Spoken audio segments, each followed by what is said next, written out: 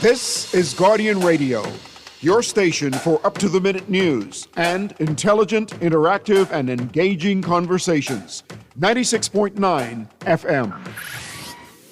The views and opinions of the hosts and guests are their own and do not necessarily reflect the views of the management and staff of Guardian Radio.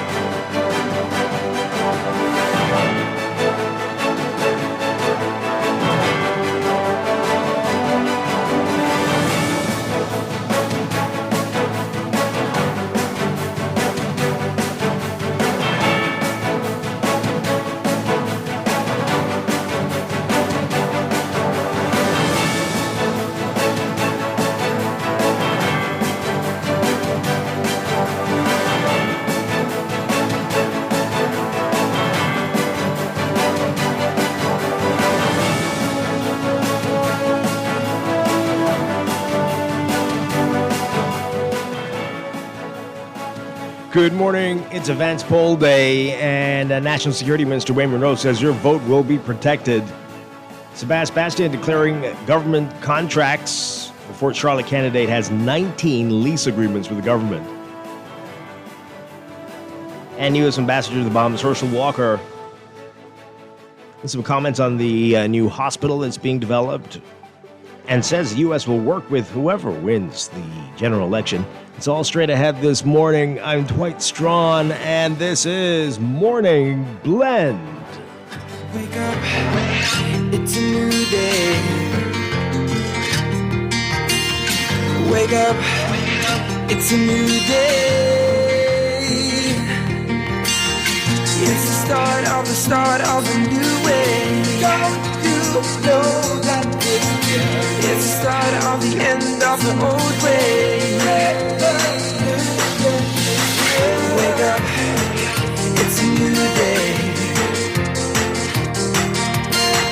Wake up, it's a new day.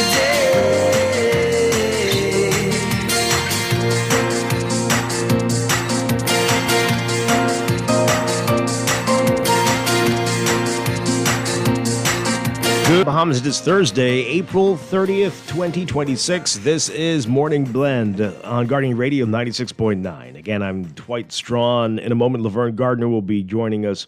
Also this morning in business, a special edition of Morning Blend Business, our partnership with the Central Bank of the Bahamas, another harborside chat with the governor of the Central Bank, John Roll, taking over that hour. That's coming up in our 9 o'clock hour, but right now it's time for the overnight, the latest breaking news from while we're sleeping, and the top national and international headlines this morning.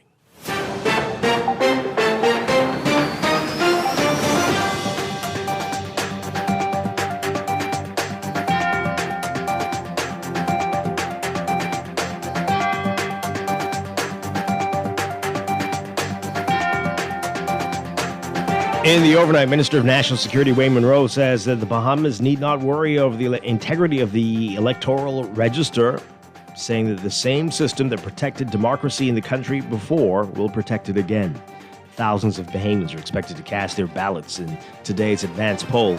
Parliamentary Commissioner Harrison Thompson said yesterday that more than 26,000 people are on the list for the advance poll. Monroe telling reporters during a press conference at the Office of the Prime Minister yesterday that our electoral system is built with multiple overlapping layers of safeguards. He said, quote, before a ballot is ever issued, voters must present proper identification and be matched against the official register.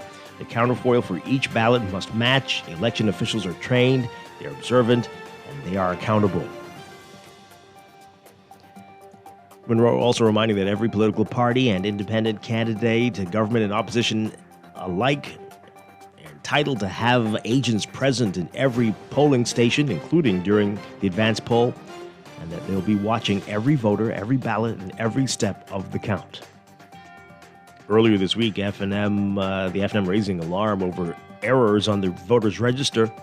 However, the Parliamentary Registration Department said the inaccuracies were the result of a typographical error. The POP candidate for Fort Charlotte, Sebastian, disclosing that he has indirect interest through private trusts in a litany of government contracts with companies that provide a range of services from office space and warehouse rentals, electric vehicle leases, as well as insurance policies. According to Bastian's declaration, he only has a direct interest in 3 government contracts, one to BPL for his residential electricity, another to the Water and Sewage Corporation for his residential water services, and the third to the National Insurance Board for the provision of social insurance related to his employment. Companies which Bastian has an interest in also have several heads of agreement or heads of expense agreements with the government for current and future developments. Bastian's disclosure forms, as well as similar disclosures by Deputy Prime Minister Chester Cooper and the PLP's candidate for Marco City, Edward Wan II, were published by the Parliamentary Registration Department in the Nassau Guardian yesterday. The publication complies with Article 48, Section 1J of the Constitution, which states that no person shall be qualified to be elected as a member of the House who's interested in any government contract and has not disclosed the nature of this contract and his interest by publishing a notice in the Gazette within 1 month before the day of election.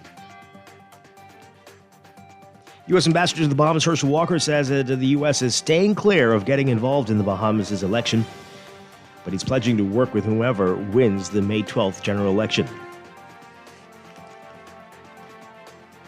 Walker saying yesterday, quote, "This is the Bahamas, this is their election. What we do is we try to work with the government no matter who wins, who loses. We try to work with the government and try to make what's better for the U.S. because this relationship has to be strong for the U.S." Walker also saying that while China has every right to make deals with the Bahamas, he does not believe the deal for a specialty hospital in New Providence is a good one.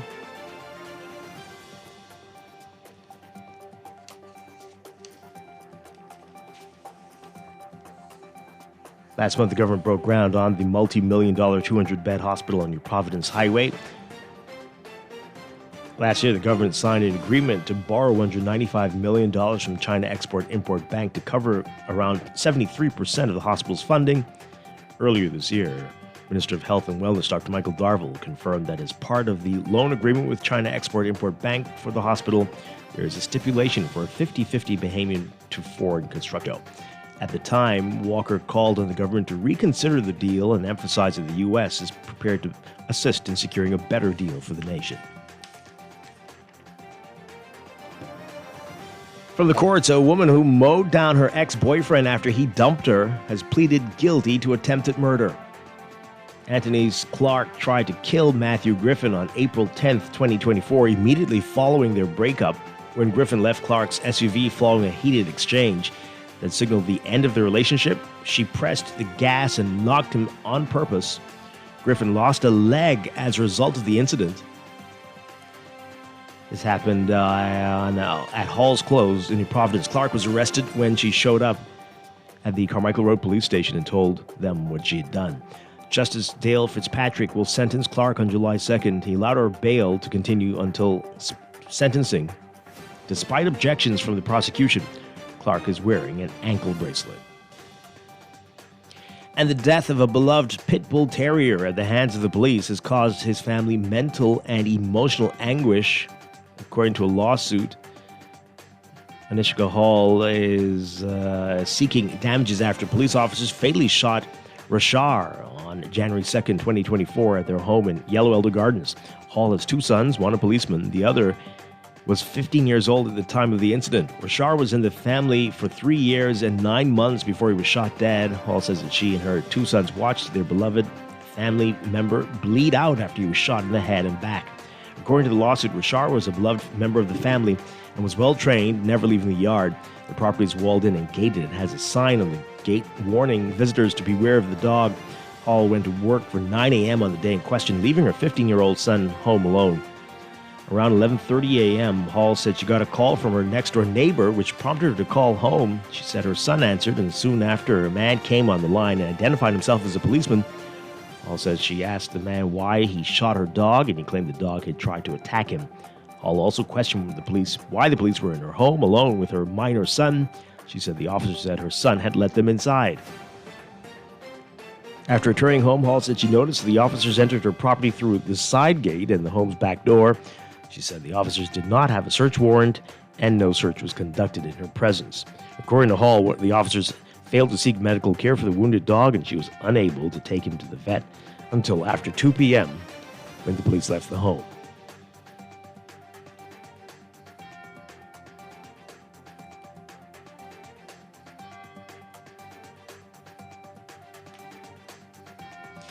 Overseas, activists sailing on dozens of boats attempting to break Israel's maritime blockade of the Gaza Strip to deliver humanitarian aid. They're saying Israeli forces intercepted them overnight Wednesday into Thursday, detaining the crews while the flotilla was sailing hundreds of miles from Gaza near the southern Greek island of Crete. The global Subud flotilla set sail earlier this month from Barcelona. Organizers have said that more than 70 boats and 1,000 people from around the world would be participating, with more vessels joining the original boats as the flotilla sailed east across the Mediterranean. Their attempt comes less than a year after Israeli authorities foiled another effort by the activist group to reach Gaza. Israel's foreign ministry is saying in a post on X, formerly Twitter, that it was taking around 175 activists from more than 20 boats participating in the flotilla to Israel. According to the ship's tracker published on the activist group's website, 22 vessels have been intercepted in international waters off Crete, while 36 others are still sailing by mid-morning Thursday.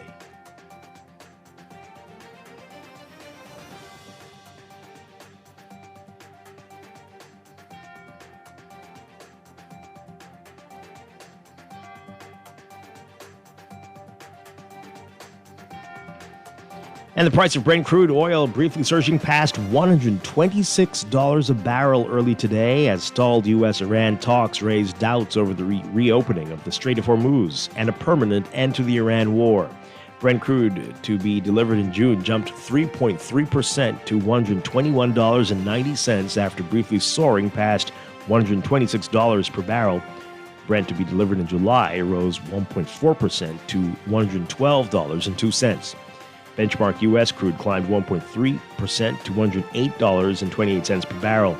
Before the war began in late February, Brent crude was trading around $70 per barrel.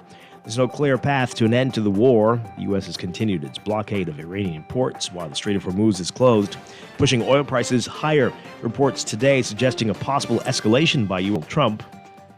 That's dousing hopes for a quick end to the conflict.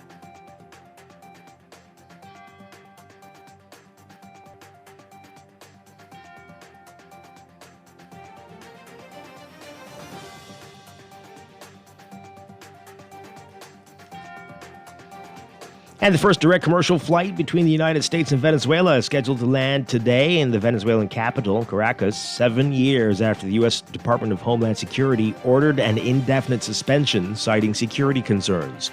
The resumption of a commercial flight between the two countries comes in the wake of the U.S. capture of Nicolas Maduro in a stunning nighttime raid on his residence in Caracas in early January.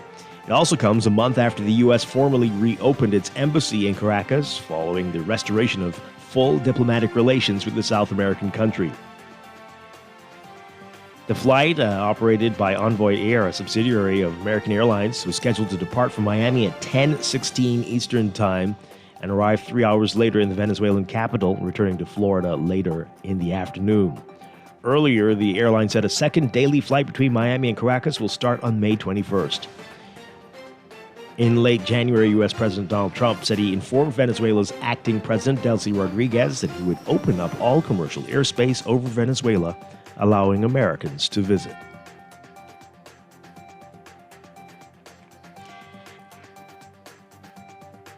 And the U.S. State Department accused China of violating Panama's sovereignty over a port dispute in the Central American nation, triggering another fierce back and forth on Wednesday, as the Chinese government called the Trump administration hypocritical. The most recent spat was triggered in early April when Marco Rubio accused China of bullying by detaining and holding up dozens of Panama-flagged ships, though only for a short period of time.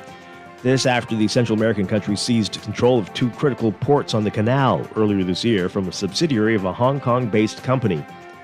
China has denied the allegations, though. On Tuesday, the U.S. State Department released a joint statement with a handful of smaller U.S. allies in the region, including Bolivia, Costa Rica, Guyana, Paraguay, and Trinidad and Tobago, saying that the action was a blatant attempt to politicize maritime trade and that they stand in solidarity with Panama.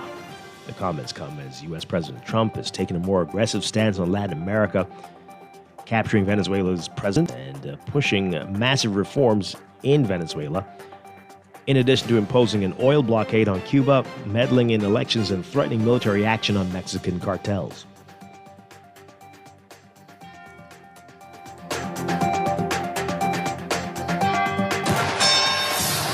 This is Sports Update.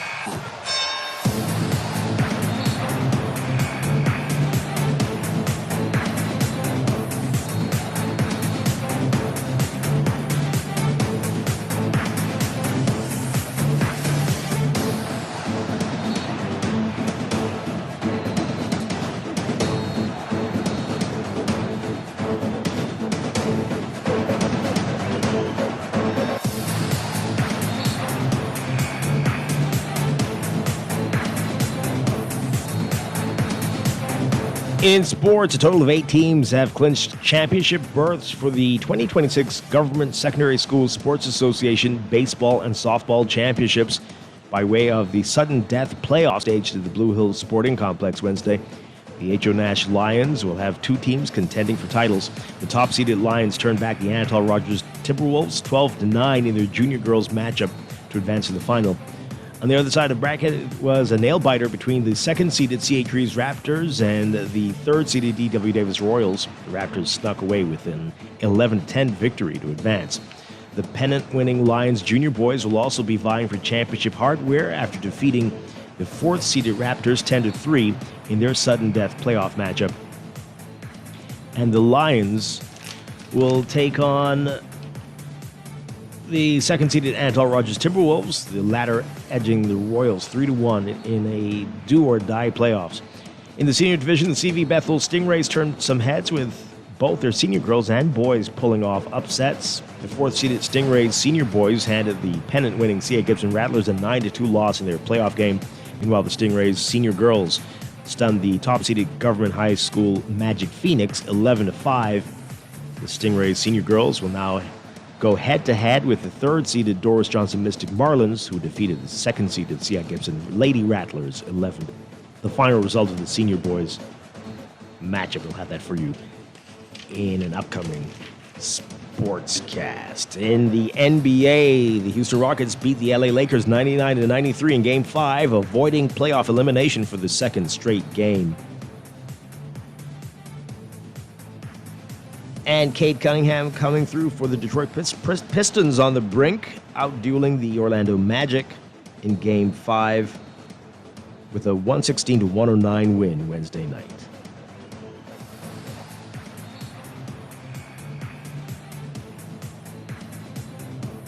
That's sports, and that's the overnight. Time for your first look at weather.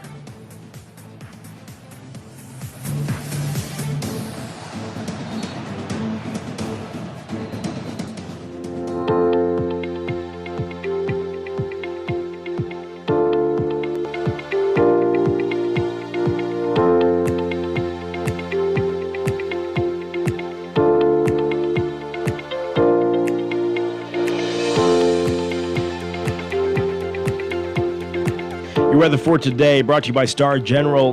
We've got a surface trough meandering near the northern Bahamas, along with very warm southerly winds. That's going to produce some showers and possible afternoon thunderstorms over portions of the northern and northwest Bahamas this afternoon into tonight. Meanwhile, most of the country will see light to gentle winds. Also today, the public's advised to remain hydrated, wear protective clothing, sunscreen, and seek shaded areas while outside during peak sunshine hours today, as UV indices are expected to be in the high to extreme range, heat indices in the mid-90s. And there remains a slight to moderate risk of rip currents along Atlantic-exposed beaches. Beachgoers in that part of the country should continue to exercise caution. Your forecast for today: for the extreme northern islands, including Grand Bahama, look for a mix of sun and clouds, becoming partly cloudy by this afternoon. a 10 to 30% chance of showers with isolated afternoon thunderstorms. Wind southwest to west at 10 to 15 knots, falling light and variable at times. For the rest of the northwest Bahamas, including New Providence, we're looking at partly sunny conditions during the day, becoming mostly fair at night. A 10 to 20% chance of showers and the chance of isolated afternoon thunderstorms. Winds southerly at 10 knots or less. The rest of the country, the central and southeast Bahamas, looking at a mix of sun and clouds today, becoming mostly fair tonight. A 10 to 20% chance of showers. Wind southeast to south at 10 to 15 knots, falling light and variable at times for the central islands. Easterly at 10 to 15 knots, falling light and variable at times for the southeastern islands. Another warm day in store. We're looking at highs very close to 90, touching 90 even for some of the northern islands. 31, 32 Celsius. Temperatures closer to 87, 88 for the central and southeast Bahamas, around 29, 30 Celsius. Lows tonight getting down to the low 70s for most areas, mid 70s for the southeast Bahamas. That's your first look at weather this morning. We'll have your extended outlook coming up in just a bit. This weather check brought to you by Star General Insurance, made simple.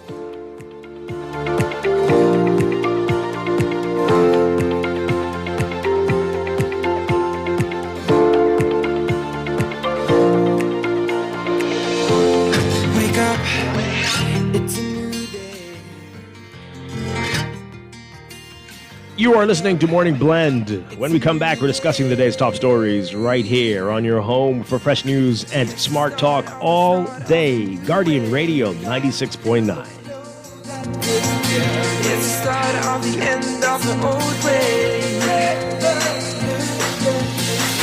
Wake up, it's a new day. Wake up, it's a new day.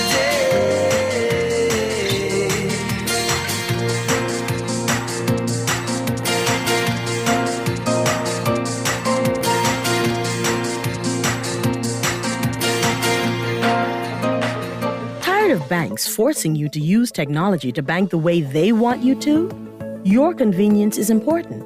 So with your banking needs, Commonwealth Bank's friendly staff are always available in branch for that personal one-on-one service. But when you choose technology, our online and mobile banking app offers you state-of-the-art functionality. The choice? Commonwealth Bank. Bank the way you want. At CFAL, we understand that a secure future is the greatest gift you can give your employees. That's why our tailor-made group pension solutions are designed to fit the needs of both large and small companies. With CFAL, you can provide the retirement you and your employees deserve, ensuring peace of mind and financial stability for years to come. Join the many businesses that have already entrusted CFAL to create the right pension plan for their employees. Let us help you build a brighter future for your team. Visit us at CFAL.com to get started on building wealth so you can live well. CFAL, growing wealth for future generations. CFAL is a proud sponsor of Team Bahamas for the 2026 Carifta Games. Looking to elevate your gadget game or a tech trouble simply slowing you down? Escape to a world of innovation at Custom Computers, your go-to store for the latest cutting-edge tech. Whether you need to upgrade your life with the best from Apple and Windows or your device needs a little TLC, the Custom Computers Know-How Store is the destination for unbeatable expertise and quality repairs. With 2 convenient locations, there's a Custom Computers near you on Patton Street in Palmdale and Caves Village, or call 396-1100.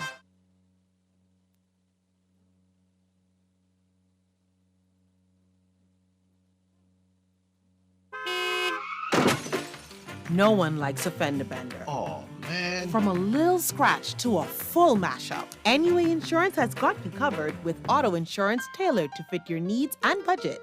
For affordable rates with free on-site accident assistance, visit us online or in branch and just ask us. NUA Insurance. Ask us because we've got you covered.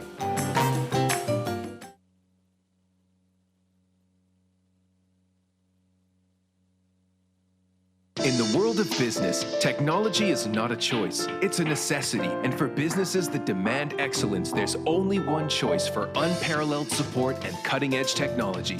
Custom Computers. You have challenges and we have solutions. Computing, networking, storage, and printing for enterprises large and small, aligned with premium brands like HP, Microsoft, Konica Minolta, and more.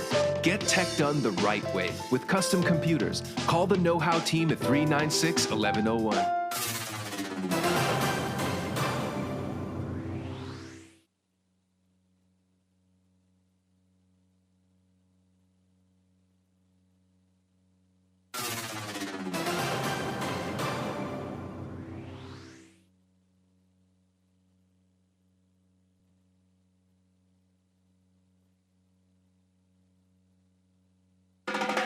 Every day in a busy world, we have to do so much.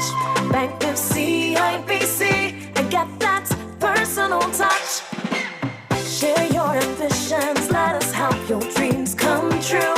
At CIBC, you're at the heart of all we do. We're on your side, we're listening, we know the way you feel. CIBC, ambitions made real.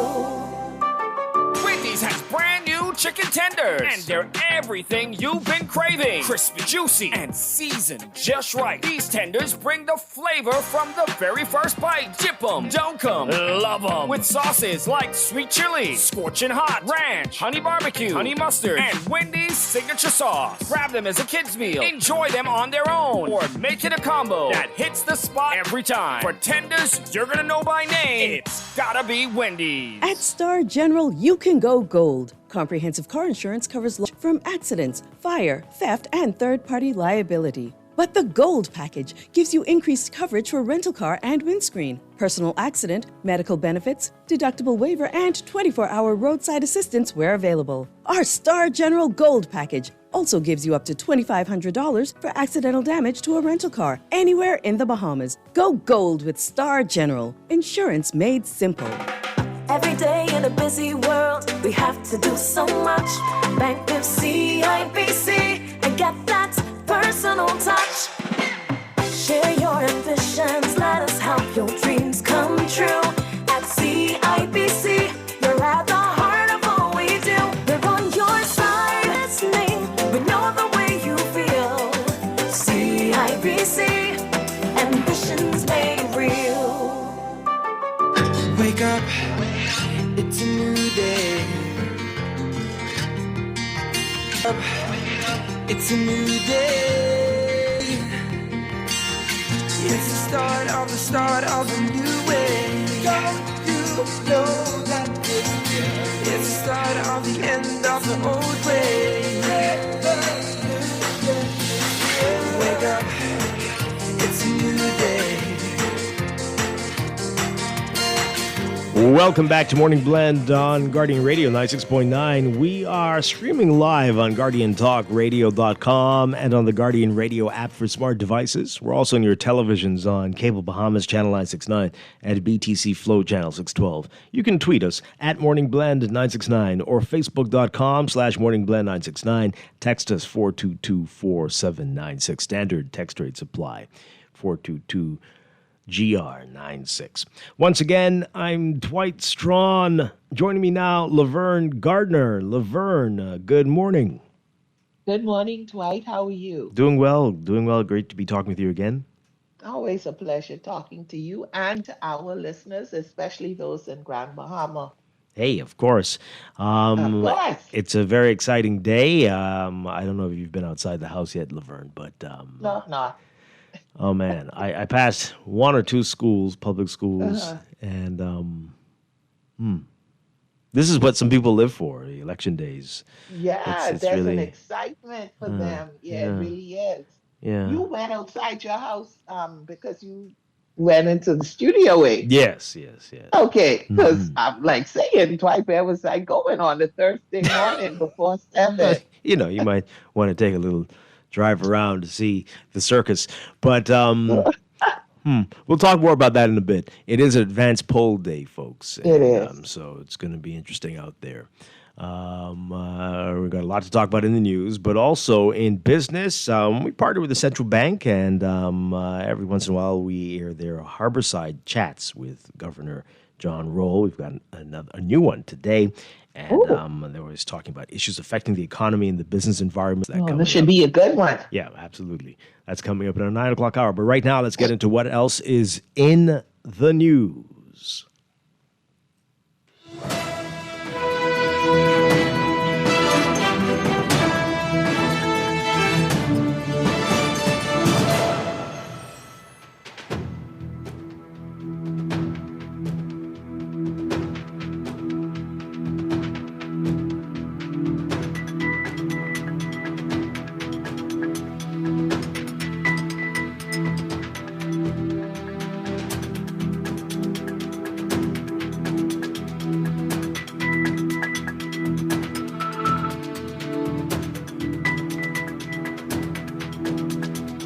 And in the news, as we said, it's Advanced Poll Day, and quite a few people.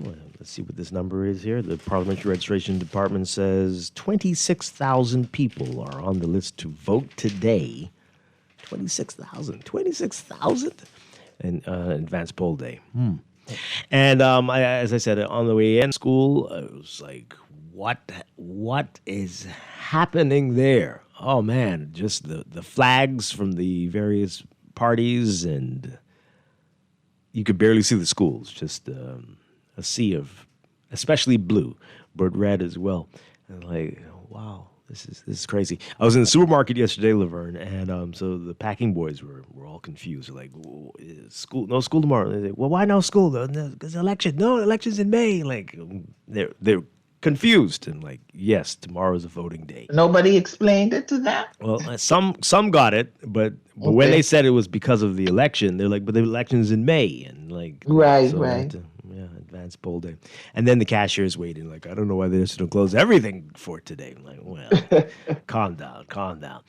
Yeah. But this is having an impact to the uncertainty of a fixed election date, when people can know for sure and plan well ahead and explain things to the kids.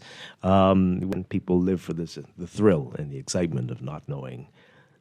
You know what? And even without fixed election dates, do we have elections in schools educating our young people about the entire process of elections, so that they just have even a general understanding? Do we do that? I'm trying to think back to when I was. I don't think we did. Not when we were in school. No. But so I don't know if they do it now. I don't know if a text or someone will call in and say yes, they do it. But those are the things that we should be talking about. Yeah. Right. So that they know how it works. All a part of the civics class and understanding how our government system, how it does work, all of those things. That this should be something that you do in school. Definitely should be. Again, we don't know. It's been a long time since we've been in school. It's possible. Yeah, why you keep saying that? We get it. We get it, Dwight. Right. It's been a long time. Things have changed a lot. So hopefully that is a part of it now. You know, the challenge is, though, Laverne, is that even the people in these things, right? The technocrats, the politicians, even they don't seem to know. As we see every few years, there's a question about how you interpret this, and does that mean a month? Does it mean 3 weeks? In terms of declarations, and people just like have to call lawyers to interpret. They don't know themselves. The kids might know as much. Right, there are some fundamental things that we do know. Even if there are certain things that we're not sure and that we have to get interpretation. Even if you decided to go with whatever the interpretation is at that point, and then come to find out, okay, no, it's really not that, it's this. But I'm still saying that there are some, fundamental things that our children should know and understand about governments, about elections, about how things work here.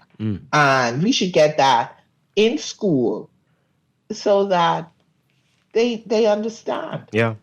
Sounds great. Yeah. Somebody's texting in saying, yes, they do this in social studies course. Super. Sure. Okay. Yeah. All right, so we'll get back to the Vance poll day in a bit. Just wanted some of the news that broke overnight. We learned of a shooting incident. Police say that a man believed to be in his 40s was shot and killed after being ambushed by gunmen outside his home in the Mount Pleasant area last night. Not usually a place known for stuff like this. But police responded to reports of a shooting on Hamilton Road shortly after 7 p.m. When officers arrived, they found the victim lying at the scene with apparent gunshot injuries. He was later pronounced dead. Preliminary information indicated that the man was leaving his home when gunmen in a small Japanese vehicle pulled up and opened fire, fatally wounding him. So police at the scene cannot say whether the victim was known to police, adding that investigations continue.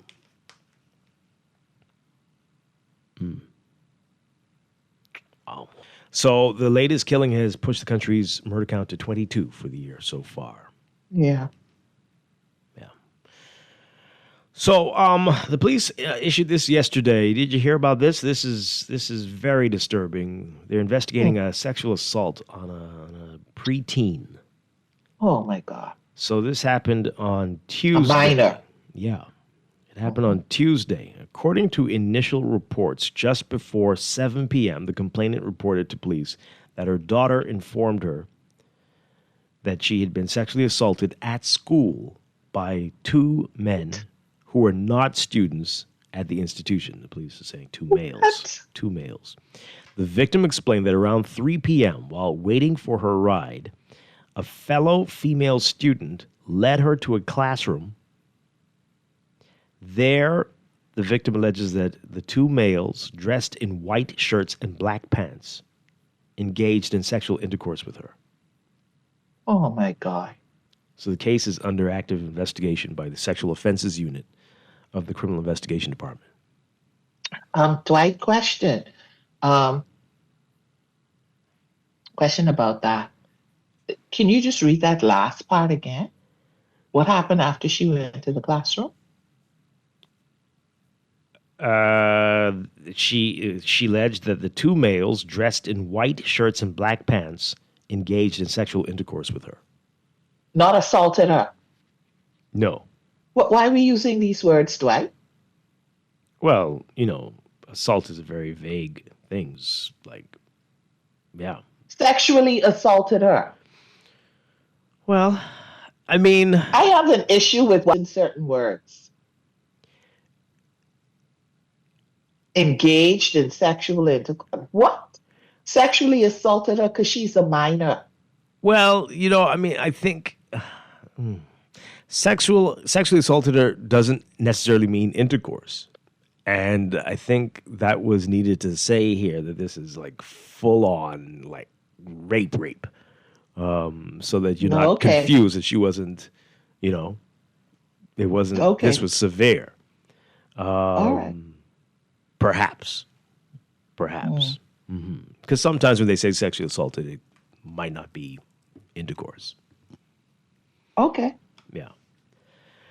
In any event, this is insane. And whatever the story is very wild. And who is this fellow student? They're saying males. We don't know if they... Female student. They're saying males. Two We don't know males if it's... dressed in a white shirt and black pants. We don't know if they're men. They could be students. They could be teenagers as well. We're not sure, but they're saying two males. But the article also said not students or not students, right? Didn't you just say not that? Students of the institution? Okay. Mm-hmm. Yeah. Well, how do they get on campus? Well, that's the easiest thing to explain. But everything else, wow. Wow, yeah. Huh. Very scary. Very scary. Oh, my gosh. Okay. Well, we'll see what comes out of this. We hope. Yeah. So I don't know if he was asked, but we sent a message for him to be asked, the Minister of National Security, about the police-involved shooting. I'm the only one talking about, apparently. Right. I don't see... Did you get a response? I haven't yet. I don't know if the question was posed, but the public, anybody know anything more? It doesn't seem so. So this is one we're just supposed to forget about, right? The off-duty officer shoots a man in the street who allegedly attacked him with a cutlass While there were many witnesses, no one's talking about it. No charges have been, nothing. No one has said the name of the officer. We don't know anything about it. A man is dead. That's the only thing we know. But this is like... How long has it been now? It's been more than a month. But it's very, very weird. Nobody cares. Nothing. This is just Dwight, get over it. Shut up. Move on. Get a life. I'm sure his family cares. Oh, okay. Uh-huh. Yeah. So basically every Thursday we're going to ask? Oh, it's every day. I've been asking every day. Okay, every day. Okay. It's every day. But still nothing. Nobody cares. No response. Yeah. Oh.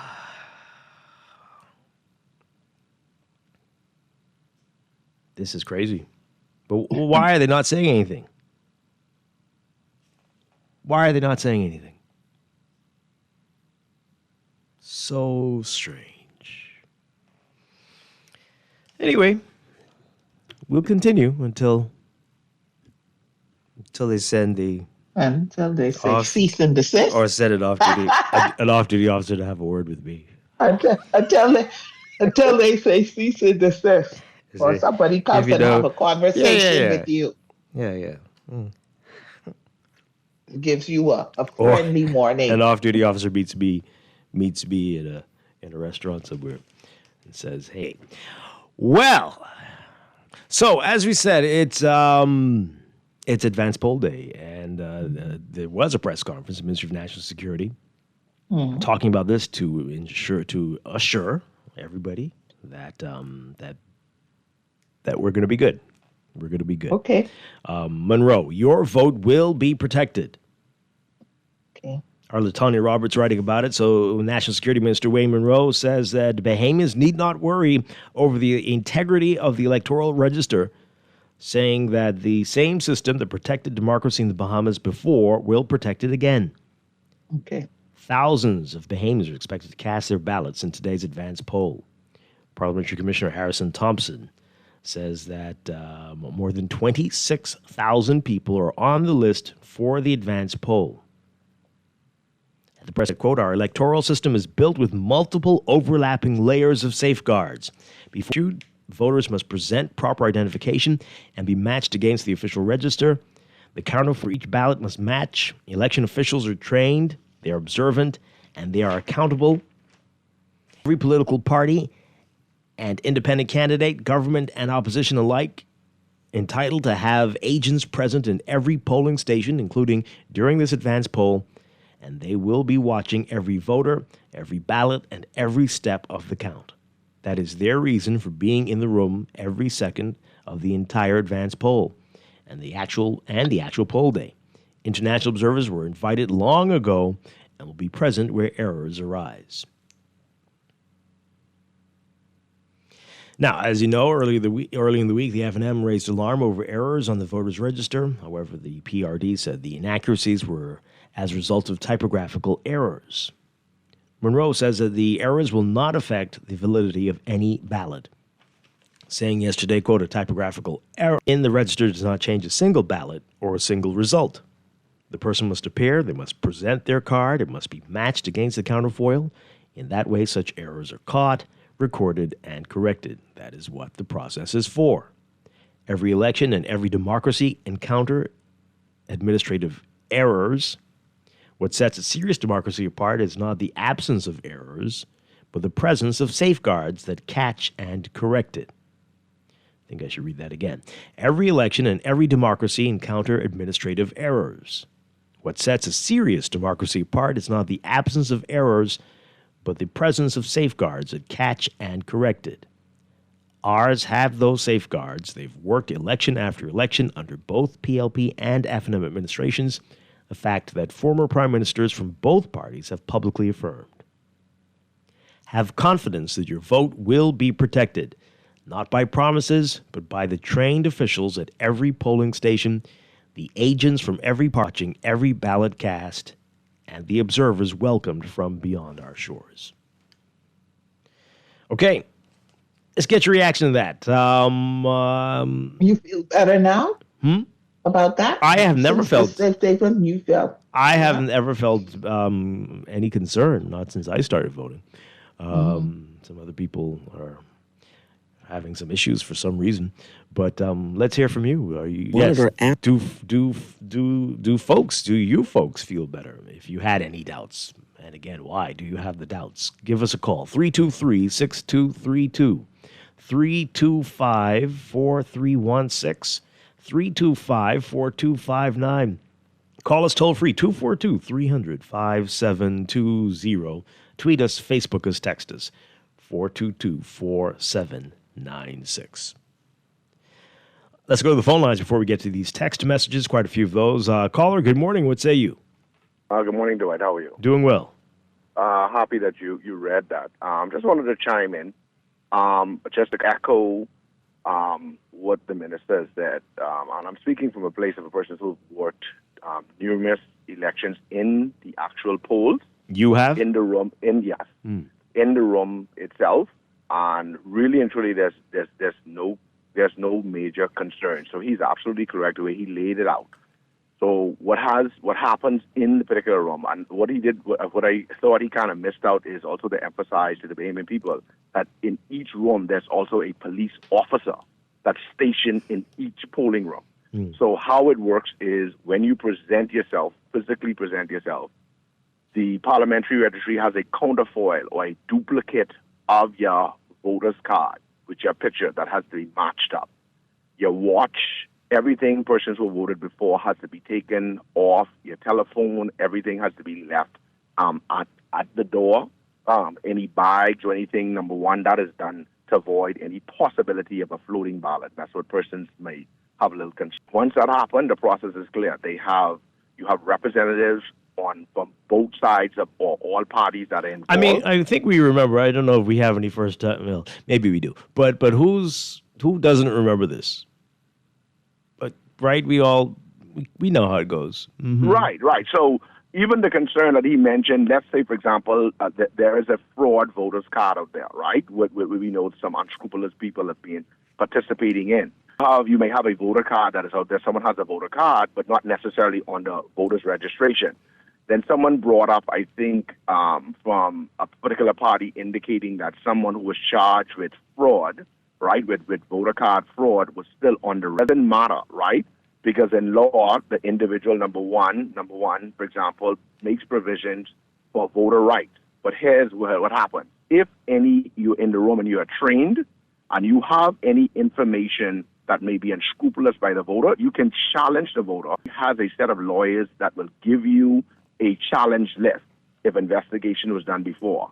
If you challenge the vote in the room, okay, the representative from the parliamentary register would make an announcement that is before the voter votes, and that voter has to vote by law. However, they vote on a yellow ballot that does not count at the end of the day. However, I think it might be come into play. It might be very helpful. Should they go to court? Yeah, I think we know we remember this. It might be helpful for you to call some of the political parties and talk to them because they seem to have forgotten. No, I get it, but the thing about it is that across the talk shows though they seem to.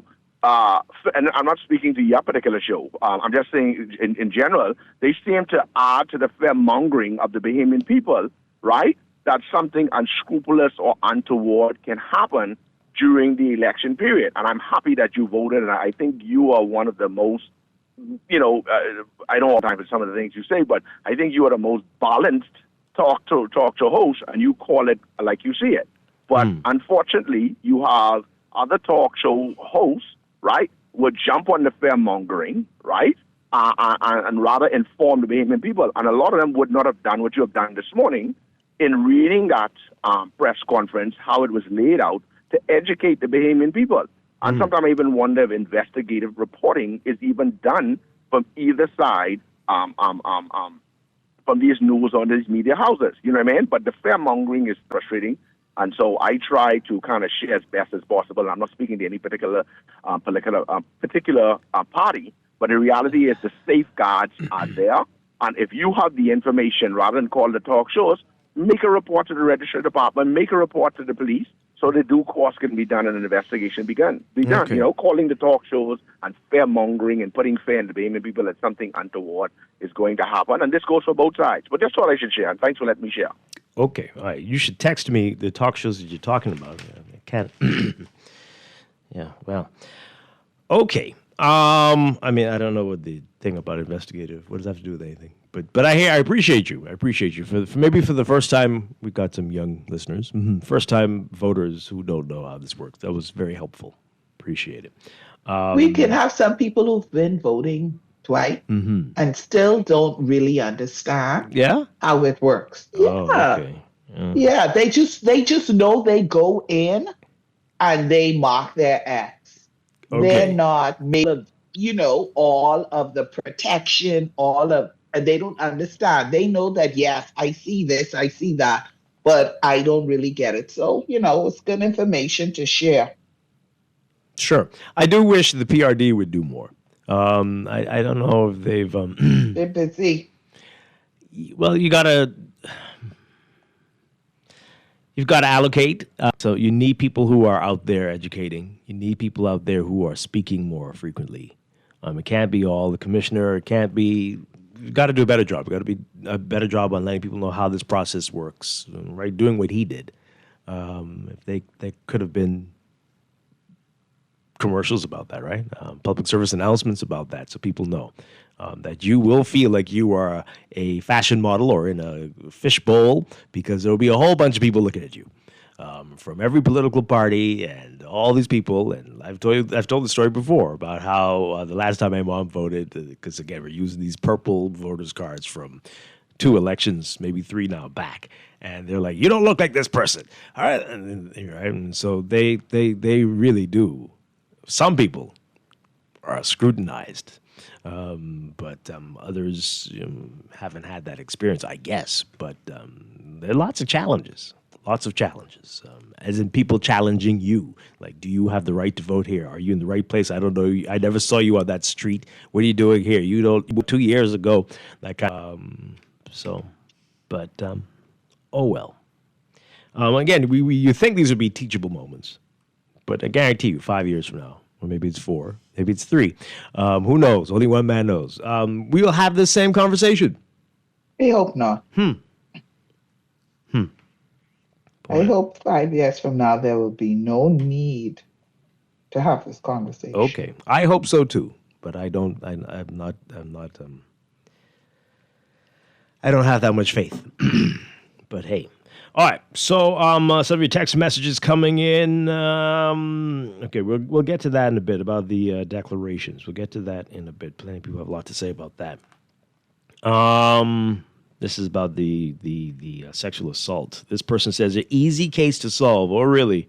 The other girl who led her to the class, go to the school and find her. Find the girl, then find the men. Huh. So you think. Next thing you know, she's not a student there either. Yeah. The student who let her in and her parents need to be investigated for abuse. The Ministry of Education should be sued for allowing outsiders into a campus to rape a child. Let's calm down until we know more information. Listen to the wording again. They let to rape, like, okay. Yeah. Like you think they went to the gate and the security said, hey, what are you doing here? And then they said, well, we're going to rape someone. Come on now. There could be so many. Come on, let's be fair. Yeah, that's not. Yeah. They could have been there for a club, we don't for know. a meeting, for sports, for so many Exactly. things. So don't bring the ministry into this.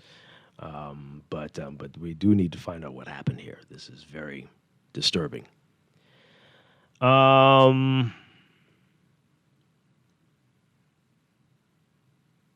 People are asking some interesting questions about the police-involved shooting. People know who the police officer is. It's not a mystery. My concern is that they've not said anything, right?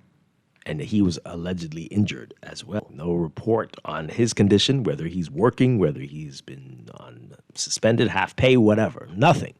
No word on whether how the investigation is progressing, whether there is an actual investigation. Those are the things. It's not that nobody knows what's going on here. People know. It's just that they are intentionally keeping the public in the dark. Why are they doing that? It's very, very bizarre. Very bizarre, especially in light of the one that happened just a couple of days before this one. And how quickly that was resolved. Is that the right That word? already went to trial, eh? No. That already, sentencing happened already. Not quite, but a whole company collapsed since then. Yeah. And the whole everything's changed from the What is it, a structure, company? from the structure. Listen, The ownership, the makeup, the CEO, contract, every single thing changed. Everything. My God. Everything. Boy. You sign a contract, no penalty apparently. Hey. Wow. So you just got to be careful who you kill around here. Dwight, there's a text. Your co-host is so right this morning. You know we don't know your perspective, and for sexual matters to be brought to the public makes it very serious. I don't understand what you're saying. Too many offenses in the country is swallowed as casual, like all rapists are acquaintances. We have a serious problem with national security finding justification for criminals committing crimes. By the way, the advanced poll list is in a mess. Okay, I don't understand what you're saying. You know we don't know your perspective, and for sexual matters to be brought to the public makes it very serious, okay? Too many offenses in the country is swallowed as casual, like all rapists or acquaintances. Who said that? What did the police report suggest that? Did I suggest? Where are you getting that from? Retext and just clarify what you meant. Yeah. Okay. Anyway, I'm not sure. This texter says here, they will tell you to stand down to white collars like me. We're telling you all about the blue wall of silence and lack of armed forces.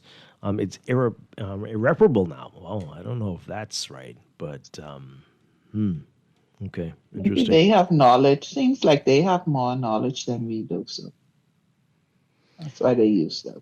This person says here, nothing coming from the current Minister of National Security inspired. That's not good. I'm not sure why you feel that way. Why is the Minister of National Security on the front page of the National Guardian today? He is begging for attention now that he never answered to how much money there. What are you talking about? Begging for attention. It's an advanced poll day. He's alerting everyone, letting people know that they have, for those who think there's an issue, there's nothing to be concerned about. They had a press conference yesterday. Okay. These errors are not normal. It is extremely unusual for so many candidates to be missing from the advanced poll, is it? That is odd. It's also, I think I remember that last time as well. Yeah, I've heard of this. It happens. People go and say they weren't on the poll. Didn't they? Wasn't it Ingram? Ingram, right? Right. The same thing happened to him. Yeah, I think he went. Yeah, this is not unusual. Something happened. Yeah, it's not unusual. Everybody needs to calm down. Calm down. Everybody is on high alert, Dwight. You're on high alert. This person says it's extremely odd for a husband and wife to register together with one to be left off the advanced register. Is it? Please, for God's sake. Didn't that happen? Didn't we just say that happened?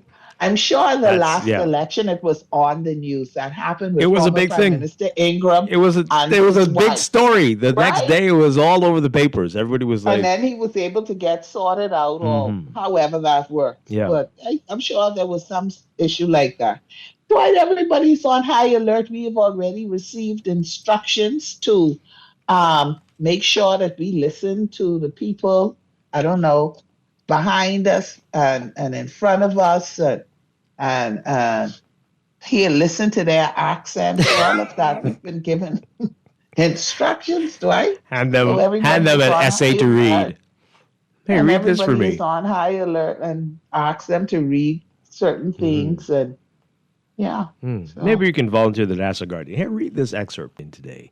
And okay, you pass. So people are, people are concerned, and we can say it's not warranted, but maybe they've seen some things and they feel like it is warranted. Well, let me finish the text. So they're saying, for God's sake, stop excusing mediocrity and foul-ups on the grounds of we can patch it up. The gold standard is to avoid obvious egregious errors in the first place. This is a fundamental of system design. Okay. The gold standard is to be able to catch the errors. Right. Well, that's the gold standard. That's what Wayne Monroe says, yes. Yeah. That's what they say. We go in not looking for perfection. We go in to make sure. He didn't say that part. He didn't say that part. Standard, I'm paraphrasing. Oh, man. Okay, this is my interpretation. Perfection's perfection. Who cares? But right. we can find out when there's a flaw. Perfection. Right. The standard is to prove that we have protective measures in place. We're not gods. Of course we'll make mistakes. But we can recognize a mistake immediately. Exactly. There you go. So comfort yourself with that. Standard is imperfection. That's the problem you're looking for. And we are imperfect beings. My goodness. A caller will get to you in a second. So the texter just texted back in. They say, you're missing the point. Obvious errors are not normal in any system, and we keep excusing them in everything. Okay. Oh, well. Let's get to this call. Good morning, call. You're on the air. Hi, good morning. Are you there? Had you holding for a while, I guess. Call us back. 323-6232. 325-4316. 325-4259. Call us toll free 242-300-5720. Tweet us, Facebook us, text us 422-4796. I've done something to the text line. It's now permanently stuck in landscape mode. I can't get it back. You can't fix it? It's an Android phone. I really am not a fan. Oh man, this is infuriating. Okay, it's fixable. I'm sure it Don't say you're really. Yeah, but you know, it would be it's an Android phone and you're not familiar. Sure, whatever. If this were an Apple phone, to turn it the right way, but this one, got to go into it and do something like. No, typically an Android phone works the same way. As what? I don't know. As you a rock? Just have to turn sure. You just have to turn it. Well, for some reason, it's locked. It's locked. Just unlocked. Just lock it. Okay, watch this now. Every text will disappear. Guarantee you. Oh boy. Let's see. Oh, okay. That worked. Thank you, texter. Thank you. You know something? Your iPhone users. No. Let me don't generalize. You. Oh boy. You have a problem. I do. Okay? You walk around because you have an iPhone as if you better than. Not at all. No. I'm just saying I'm used to it. It just seems to be more intuitive. Your phone and your app. Not at all. What? Your app. No, that's a low blow. That's a low blow. That you had them designed. We are working. So only Apple users. That is not true. Can use it. You are like a politician today. You're spreading mistruths. I'm not a politician. I'm not spreading mistruths. It's the truth. It's not accurate, but it is being worked on. It is very accurate. At the moment, if you're an Android user, you are having challenges with our app, but that is a temporary. Yes, because let me explain to use the words of our politicians, that's a little more than a typographical error, but it's an error that we've recognized and we are working to fix it. Let me explain to all of our listeners who have an Android why you are unable to use the app. You can explain it. I can't explain it. I can explain. Oh, boy. You were not able to use the app because it wasn't designed for use. No. We cannot have. That is not true. It was designed to catch. You're spreading mistruths on our good Guardian radio station. That is not accurate. But I've learned more than I need to learn about app design as a result of this. And the two platforms are very different. And what you do for one, you'll have to do something different for the other. And our most recent... you should have people who are familiar with both platforms working on it because... It is in development. How long has this been? It's in development and will launch shortly. It's been more than a year. It'll launch shortly. This is a backroom conversation that we are having. Do you get this worked up over the things your government people tell you? You need to, let's focus. Let's focus. This is a backroom conversation that we should have off air. You're right. You're but, right. But I'm sorry, you're right. again, I must. But I just wanted to let them know. Yes, thank you. The standard You is need not to work for the police perfection. force. That's what you need to work for, to get information out for them. Because Dwight, the standard is not perfection. That is not true. The standard is to be able to catch these things That when is they happen. absolutely not true. But it will be. I guarantee you. I shouldn't do that. But anyway, we will not be having this conversation this guarantee time. Me? Who's the politician now? Right. This time next year, we will not be having this conversation. Okay. Because it will be resolved. Long before that, but it will be. It is in final stages of development. And once this election is out of the way, it'll be sunny skies again for everyone on our beloved Guardian Radio app, whether you are an Apple user or one of them Android people.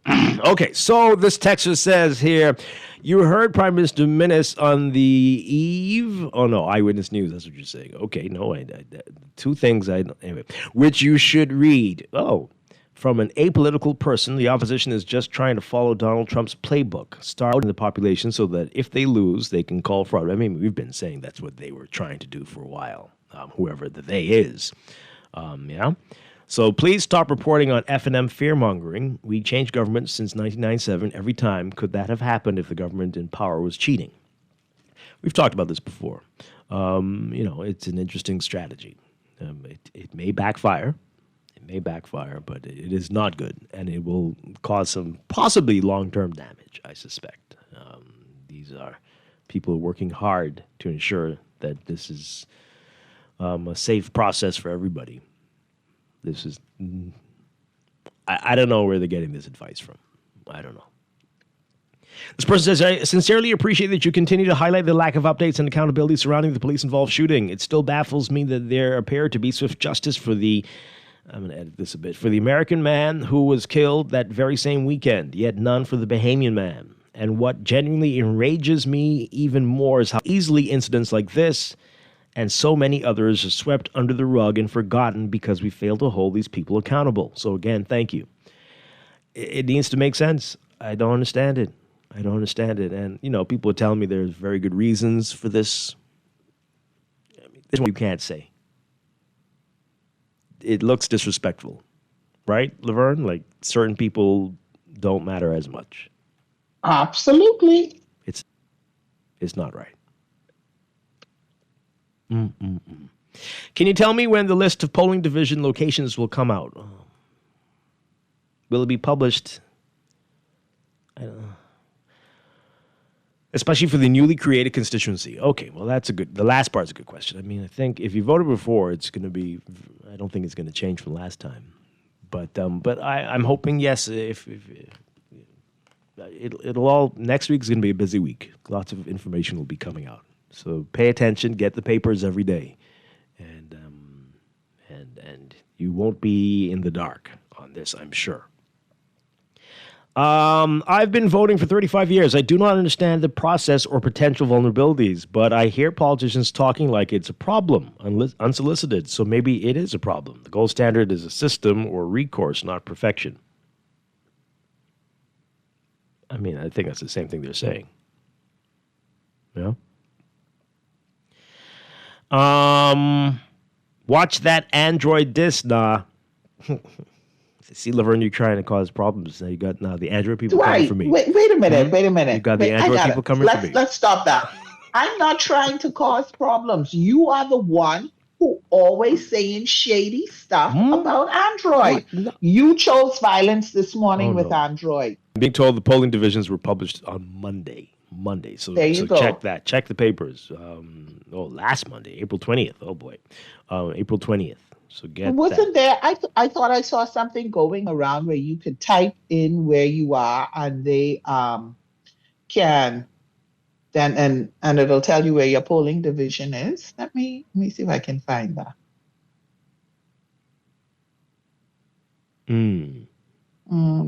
Where did I see that? It's a lot of information flying around. I'm gonna find that. Mm-hmm. All right, so where is this coming from, and how come this wasn't sent to me? Is it on their thing? So somebody's sending me a list for the biometric cards. And you and I were talking about this yesterday, Laverne. Yeah. But this doesn't mention Grand Bahama, but it's a list of where you can get your biometric cards. I did see this list before. I'm going to wait till after the advanced poll day, let them deal with all that. Oh, my. Okay. Oh, this is not cool. So, yes, this list, I can't open it in here, but there's an app that if you put in your name, it'll tell you where you are. Yeah, that's what I'm looking for. And this. Oh. Wow. And your voter ID number 2? Well, that's a lot. Why? Ooh. Well, that's crazy. Why is that? And your age? Man, I feel violated.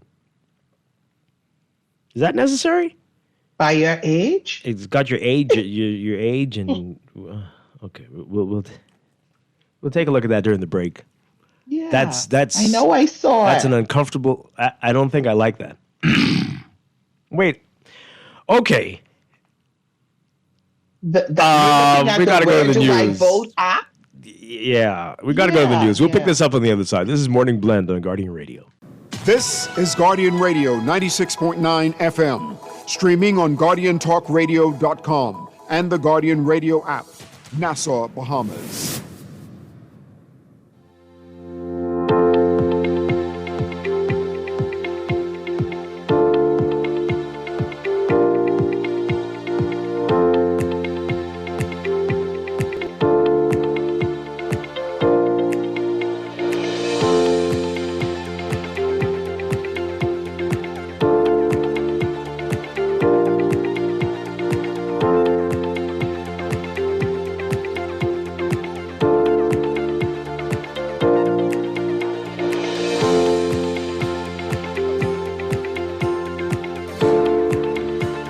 Welcome back to Morning Blend on Guardian Radio 96.9. We're streaming live on GuardianTalkRadio.com and on the Guardian Radio app for smart devices. We're also on your televisions on Cable Bahamas Channel 969 and BTC Float Channel 612. You can tweet us at Morning Blend 969 or Facebook.com/Morning Blend 969. Text us 422-4796. Standard text rates apply. And now at 8:17, it's time for another check of your weather for today, brought to you by Sherwin-Williams. So here's what's going on. We've got a surface trough meandering near the northern Bahamas, along with very warm southerly winds. That's going to produce some showers and possible afternoon thunderstorms today over the northern and northwest Bahamas. And that will continue into tonight. Meanwhile, light to gentle winds will continue across the country. So a front's going to move near the northern Bahamas. That's going to produce some shower activity as it stalls just north of the area. And by the end of the week into early weekend, gentle to moderate southerly winds will continue across most of the country, keeping very warm temperatures in the forecast. By Sunday, though, another stronger front is expected to slide into the northern islands. That's going to produce widespread showers and thunderstorms. And this weather pattern, this very wet weather pattern, will spread into the northwest Bahamas through Monday and the central islands by Tuesday as it moves towards the southeast. Ahead of that, though, for today, we are looking at a very warm day. Everyone's being advised to remain hydrated, wear protective clothing, and limit outdoor activities during peak sunshine hours, as UV indices are expected to be in the high to extreme range, heat indices reaching the mid-90s. And temperatures get close to that as well. And there is a slight to moderate risk for rip currents along Atlantic exposed beaches. Beachgoers in that part of the country should exercise caution. So for today, your forecast for the extreme northern Bahamas, including Grand Bahama, a mix of sun and clouds today, becoming partly cloudy by this afternoon with a 10 to 30% chance of showers with isolated afternoon thunderstorms. For the rest of the northwest Bahamas, including New Providence, partly sunny today, becoming mostly fair tonight, a 10 to 20% chance of showers with isolated thunderstorms. And the rest of the country seeing a mix of sun and clouds, a 10 to 20% chance of showers. Temperatures, as we said, getting close to 90. It might even hit 90 for the extreme northern islands today. Upper 80s for most other areas, around 88 Fahrenheit. Overnight lows tonight in the low to mid 70s. In your extended outlook, Friday, first day of May, tomorrow, variably cloudy skies, a 10 to 20% chance for showers for most of the country. Saturday, a mix of sun and clouds across most areas, with increasing cloudiness for the northern islands and the northwest Bahamas as that front approaches.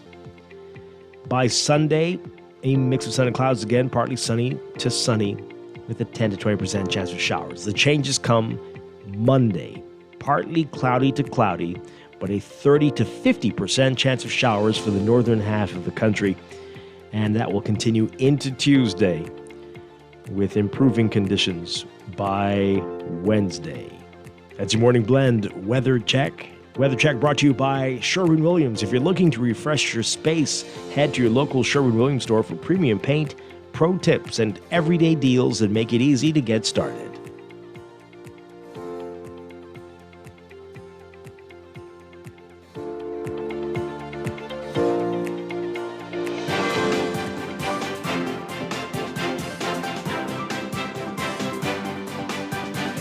And Ache of Traffic, brought to you by NUA Insurance Agents and Brokers.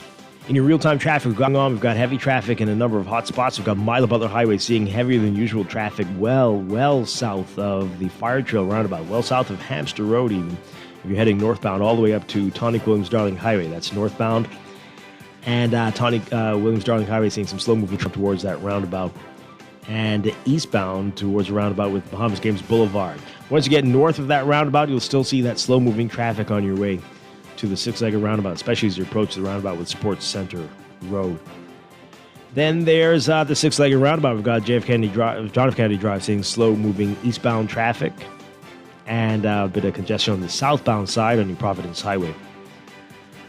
And farther north, we've got Saunders Beach, West Bay Street, slow-moving eastbound traffic as you approach the roundabout with New Providence Highway. Once you get east of that area, east of Arawak Key, you'll see that congestion near Nassau Street on West Bay with the slow-moving eastbound traffic into downtown Nassau. Elsewhere, we've got Blue Hill Road, not looking so bad, but the usual hot spots we got near Soldier Road and especially over that hill on the way to Independence Drive. Independence Drive seeing some slow-moving westbound traffic at this hour. Prince Charles Drive at the major intersections, you'll be seeing a few cars ahead of you. And heading into Robinson Road, it's some slow-moving westbound traffic there. And north of that intersection with Soldier Road, you're going to be seeing some issues on the Soldier Road side, northbound mainly. Eastern Road, very busy for you this morning from just about Fox Hill straight up to Johnson Road if you're heading westbound at this hour. Remember, it's Advanced Poll Day, and there are lots of activities happening at some of the schools. So keep that in mind if you're on the road at this hour. That's your real-time traffic and your morning blend traffic alert brought to you by NUA Insurance Agents and Brokers. Get a quote however it suits you. Stop by your nearest branch or get an instant motor quote online at nuainsurance.com. Quick questions or big decisions, they've got you covered.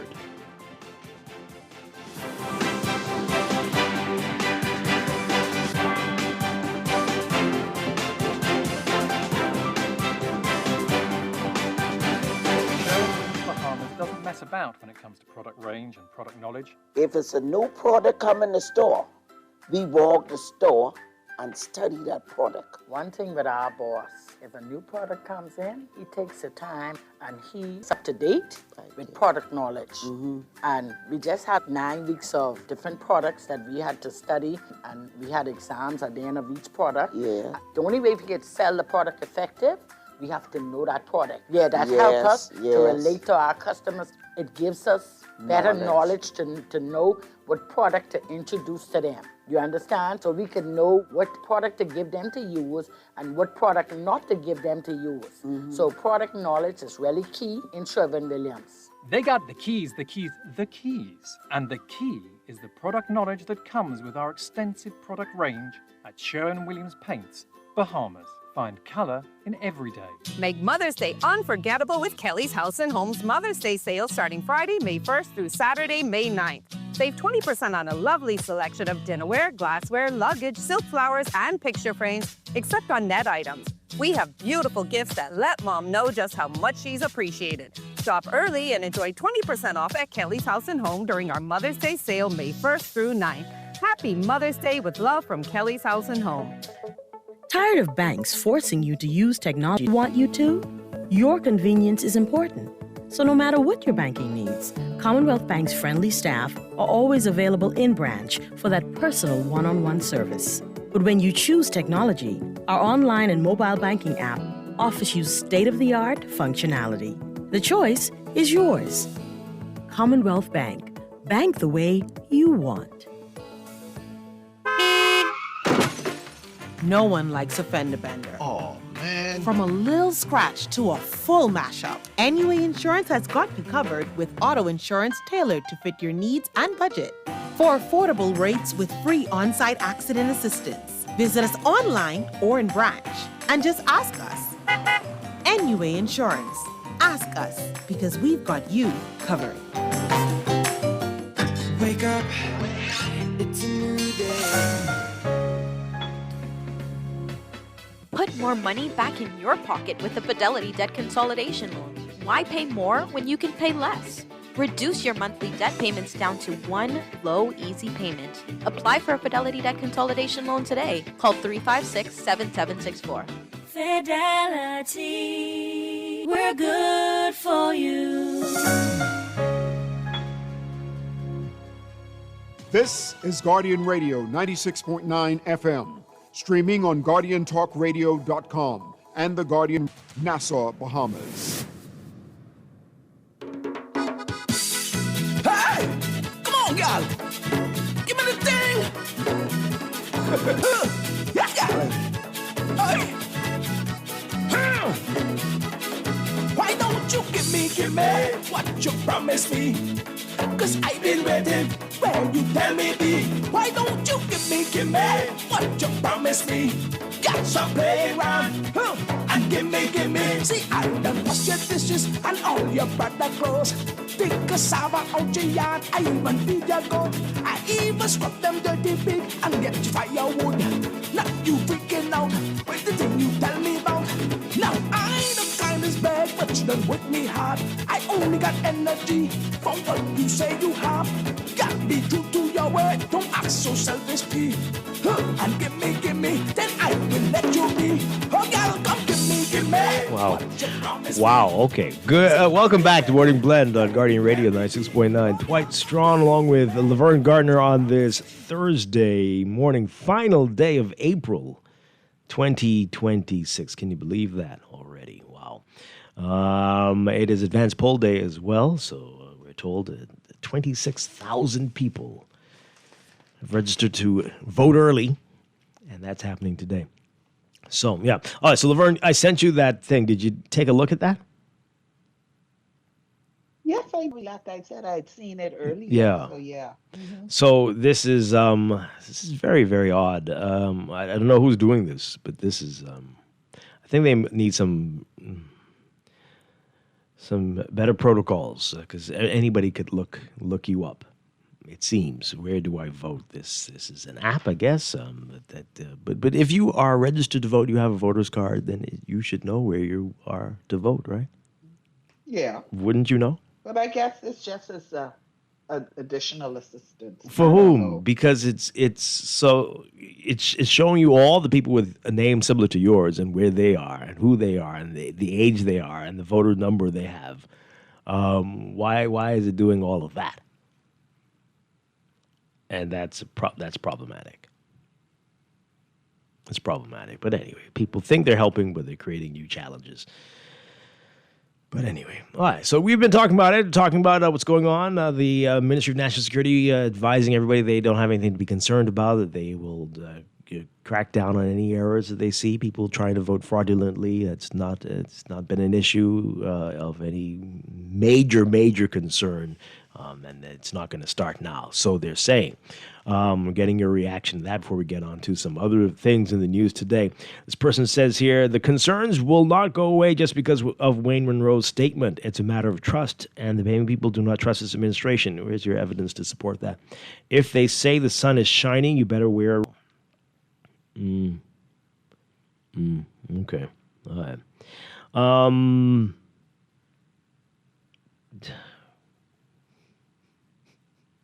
Thanks for that texter. I can't read that on the air. Okay.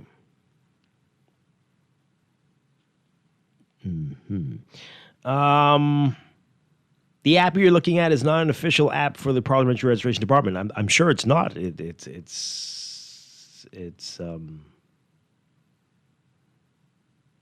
not an official app, but it certainly has all of our information, doesn't it? It certainly does. Now that is public information, but still, Right. The way that you can easily access it, I don't think that was necessary. Oh, I guess they say it was a way to help people who Help may who? be confused. Maybe people who are not sure where they should go. They're saying it's a clear violation of privacy for people's data, for this to be so available to the public. It's an uncomfortable thing. This is not helping. Agreed. I'm uncomfortable with it, but Yeah. I'm just saying, somebody thought it was a good idea, Yeah. right? You need to And ask them why. You created this and then input the data. So where did they get the data from? Yeah. This texture says, Right. I'm not on the voters register. I'm not on the voters register, and I've moved. I have my voter's card and passport. Can I still vote? What do you mean you're not on the voters register? So you haven't voted in the last two elections? Right. You're not on the permanent register? I mean, what are you asking questions for if that's the case? You sit down and sit small? What are you talking Is it about? an error? Why aren't they on there? What color purple? Because Yeah. clearly you don't have the biometric card. Well, definitely not. What color card do you have? What's the last 'Cause color? If it's Yeah. not the purple one, then no.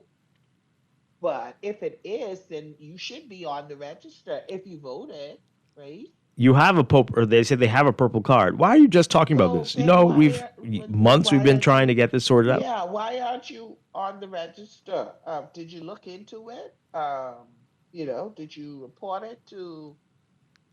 Did you just get the election fever? Did it just hit you today? I mean, why are you just now asking these? You might need to sit this out, just for your sake and ours. Well, I think there has to be more to the story, right? Or they're just trying to rile us up. There has to be more. There has to be more to the story because clearly you found out you're not on the register. Okay, so what happened? What did you do after that? Whose attention did you bring it to? Yeah. I'm sure there's more to the story.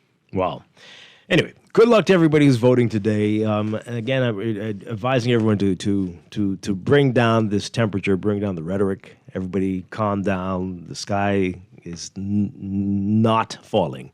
We don't have to go here. We don't have to go in that direction. Just like one of the worst things you can tell someone who's worked up is to calm down. Yeah. Well, the only person they're going to hurt is themselves. That's kind of infuriating. But what are they?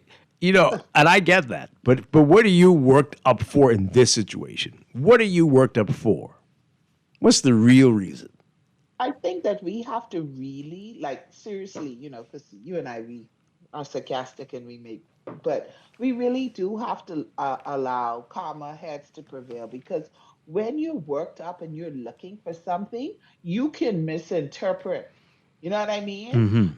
Because it's already in your mind, something innocent could be misinterpreted. And we see that every day. It's happening. Right? So we need to go in calmly. If there's something really and truly that maybe is an anomaly, out of the ordinary, bring it to the authorities' attention if they're not aware.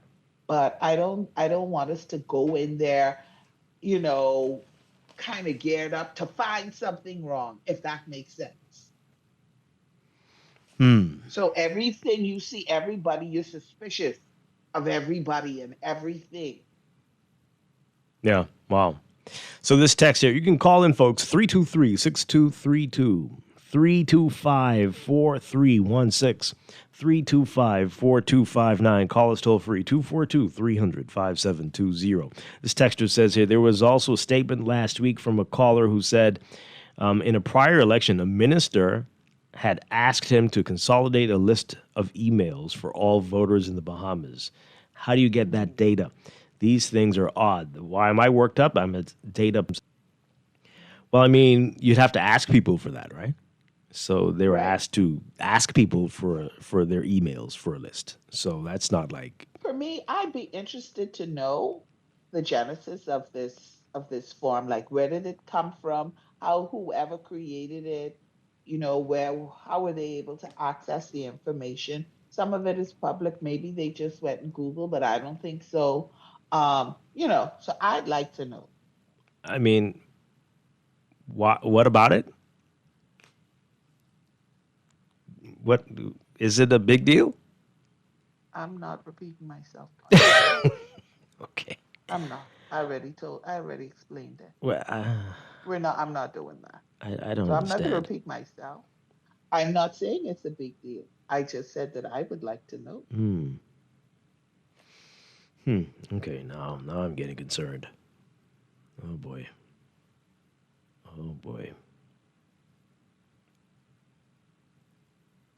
Why are you getting concerned? Are you reading text? Well, now I got a message now, and so this app might be sanctioned by the powers that be. Oh dear. So they're pushing it too. Use this link to quickly find your polling location for the upcoming election. Oh my goodness. Okay. Once you open it, just follow these simple steps. 1, enter your information or select your constituency. 2, the tool will show you exactly where you are assigned to vote. 3, double check your details so you know your correct polling station before election day. This type of digital tool is part of wider efforts to help voters make informed decisions and easily access election information ahead of polling day. Take a minute to check early so there are no issues on the day you go out to vote. Oh, man. Okay. So the link came from who? This is from Latreille Ramming in the Office of the Prime Minister. Oh, okay. All right. Okay. So is this then a link is this something that the government created then? I don't know, but it's okay. Bahamas Vote Finder on the Lovable app. Okay. Wow. Hey, let's take this call. Good morning, caller. You're on the air. Good morning, Laverne. Good morning, Dwight. Seattle Johnson. Hi, good morning. Yeah, Dwight, the only way to protect your data now is to get rid of your Apple and your Android. Just get a pigeon. Get a pigeon. Right, on the desktop computer. Oh, but we can interrogate pigeons now because AI can actually translate. You can have an AI pigeon. Right. Oh, man. But we can actually translate the messages. But here's the thing, opportunity in October, November of last year to pass laws for digital sovereignty, for data sovereignty, data protection, and data privacy, but we opted to reject it in the House of Assembly. That's because you have Luddites running the country. This is why you have the same problem, where we having, these people would reject the electricity if you had to put them in charge. But what happens is you have the opportunity where we are now talking about saying the antiquated systems work. You could just send a whole bunch of people to the place and sit down and challenge people. But how do you challenge people where the information is there? It's in the system already with matching information and counterfoil. And so we talk about these things. We use the word like fake passports and fake voters cards and fake NID. But it's different than having corrupted passports, corrupted voters card, and corrupted NIDs for people who hold them, and they're in the system when they shouldn't be in the system. And so this is what existence in the 20th century actually puts us with. And so and you say we'll have this again, Dwight, I don't think so. But if we elect the right government, we can have proper digitization. Dwight, if you want to, remember April Fool of 2022? Refresh my memory. Front page of the Nassau Guardian, I don't know whether it's a front page or whatever, by Chester Robarts. Government aiming to roll out of a digital ID system card in 2023. And that was the $30 million that we got to do digitization of IDs, which would then translate across the whole government thing. So here it is 3 years later, and we have no digital ID, and we have variations of things we want to do. And I mean, just imagine, somewhere in the world, there has to be a digital ID system that we could have implemented. Gotta be. Maybe we're going to break world news by doing it. But right, I want to call back, right? I want to see when you do the disclosure thing if Lincoln gets the money, or the fact is that for the $50 million in contract, he didn't box it. He might have just played it straight. Okay, I'm sure I don't know what you're talking about, but yes, we're going to get to that right now. Okay, so big headline in the Nassau Guardian today: Bastion declares contracts with government. Fort Charlotte candidate has 19 lease agreements with the government. Artinica Thompson writing about that today. So Sebastien Bastien, the PLP's candidate for Fort Charlotte, through private trusts in a litany of government contracts with companies that provide a range of services from office space and warehouse rentals, electric vehicle leases, as well as insurance policies. According to Bastien's declaration, he only has a direct interest in 3 government contracts, one to BPL for his residential electricity. Okay. Would you consider your agreement with the power company a contract, Laverne? I mean, maybe. Oh, yeah. You do? I saw others declaring it as well. Oh, wow. See, that shows you. Okay, I got to start thinking like that. Rich people type things. It's a contract. Okay, sure. I guess. I've never, okay. I mean. It's a contract. Oh, boy. Maybe it's the infrequency with which the electricity is delivered that causes me to think that maybe there are violations of this contract often. But anyway, another to the Water and Sewage Corporation for his residential water services, and a third to the National Insurance Board for the provision of social insurance related to his employment. Well, certainly don't consider that one a contract. But maybe I need to change my life. Companies which Bastien has an interest in also have several heads of agreement or heads of with the government for current and future developments. Yeah. Bastien's disclosure forms, as well as similar disclosures by Deputy Prime Minister Chester Cooper and the PLP's candidate for Marco City, Edward Wan II, were published by the Parliamentary Registration Department in the Nassau Guardian yesterday.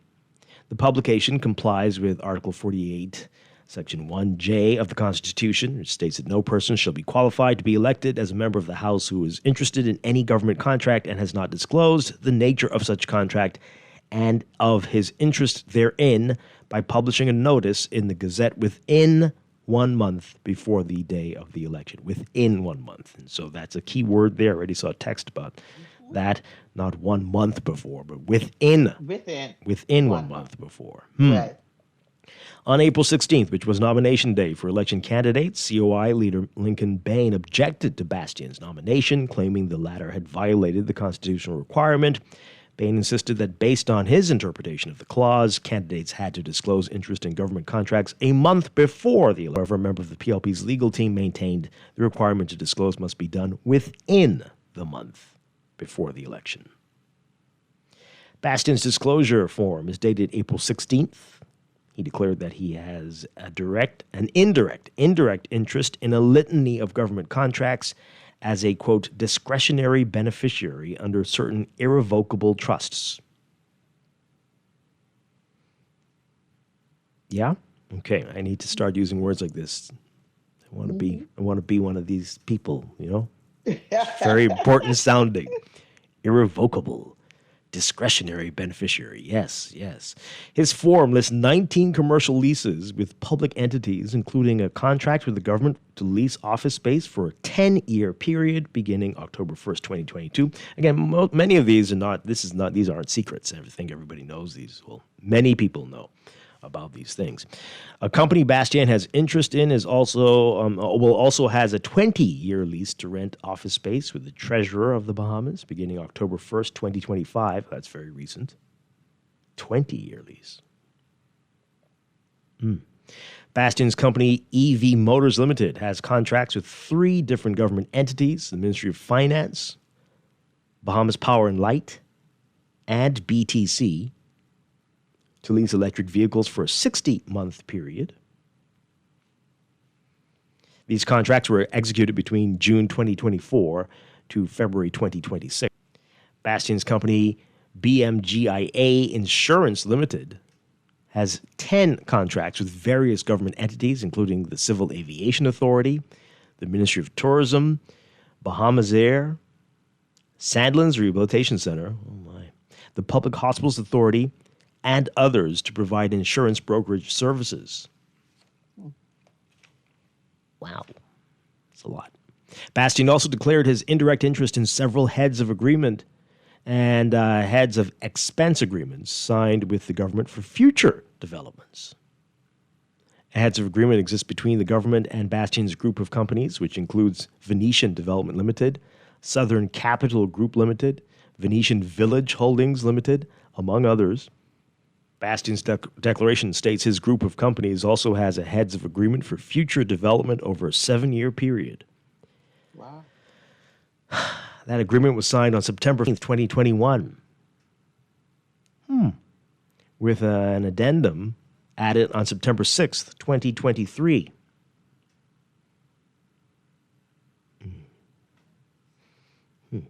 A heads of agreement is all Bastien's group of companies and the minister responsible for the Hotels Encouragement Act. A heads of expense agreement has been signed for future development planned by Bastien's group of companies with exemptions available for 20 years. Executed on October 25th, 2022. Sauvignon Development, a company Bastien has interest in, also has an agreement with the Ministry of Works and Family Island Affairs for construction of a thoroughfare. That agreement is dated March 21st, 2025. Okay. Well. Boy. Anybody else getting any work and agreements out there? That's a lot. That's a lot. That's a lot. That's everything, right? Is there more? There no more. That's all contracted out. Yeah. Oh, boy. Well. Okay. Well, there are other disclosures. They were published yesterday. Cooper, the PLP's candidate for Exuma and Ragged Island and the current MP for that constituency, disclosed that he has direct or indirect interest in several government contracts. These include office space rentals at BAF Financial Center through Navy Lion Investment, which his disclosure said have been renewed since 2001. In addition, Cooper has interest in collection agreements through KIT with BTC, BPL, WSC, Bahamas Air, the Department of Immigration, and DigiPay, which have been renewed since 2010. His company, BAF Financial and Insurance, also offers short-term health insurance to the Ministry of Foreign Affairs, Nassau Airport Development Company, the Education Loan Authority, and the Disaster Risk Management Authority. The start dates of these contracts or their monetary value were not listed. Cooper's declaration is dated April 26th.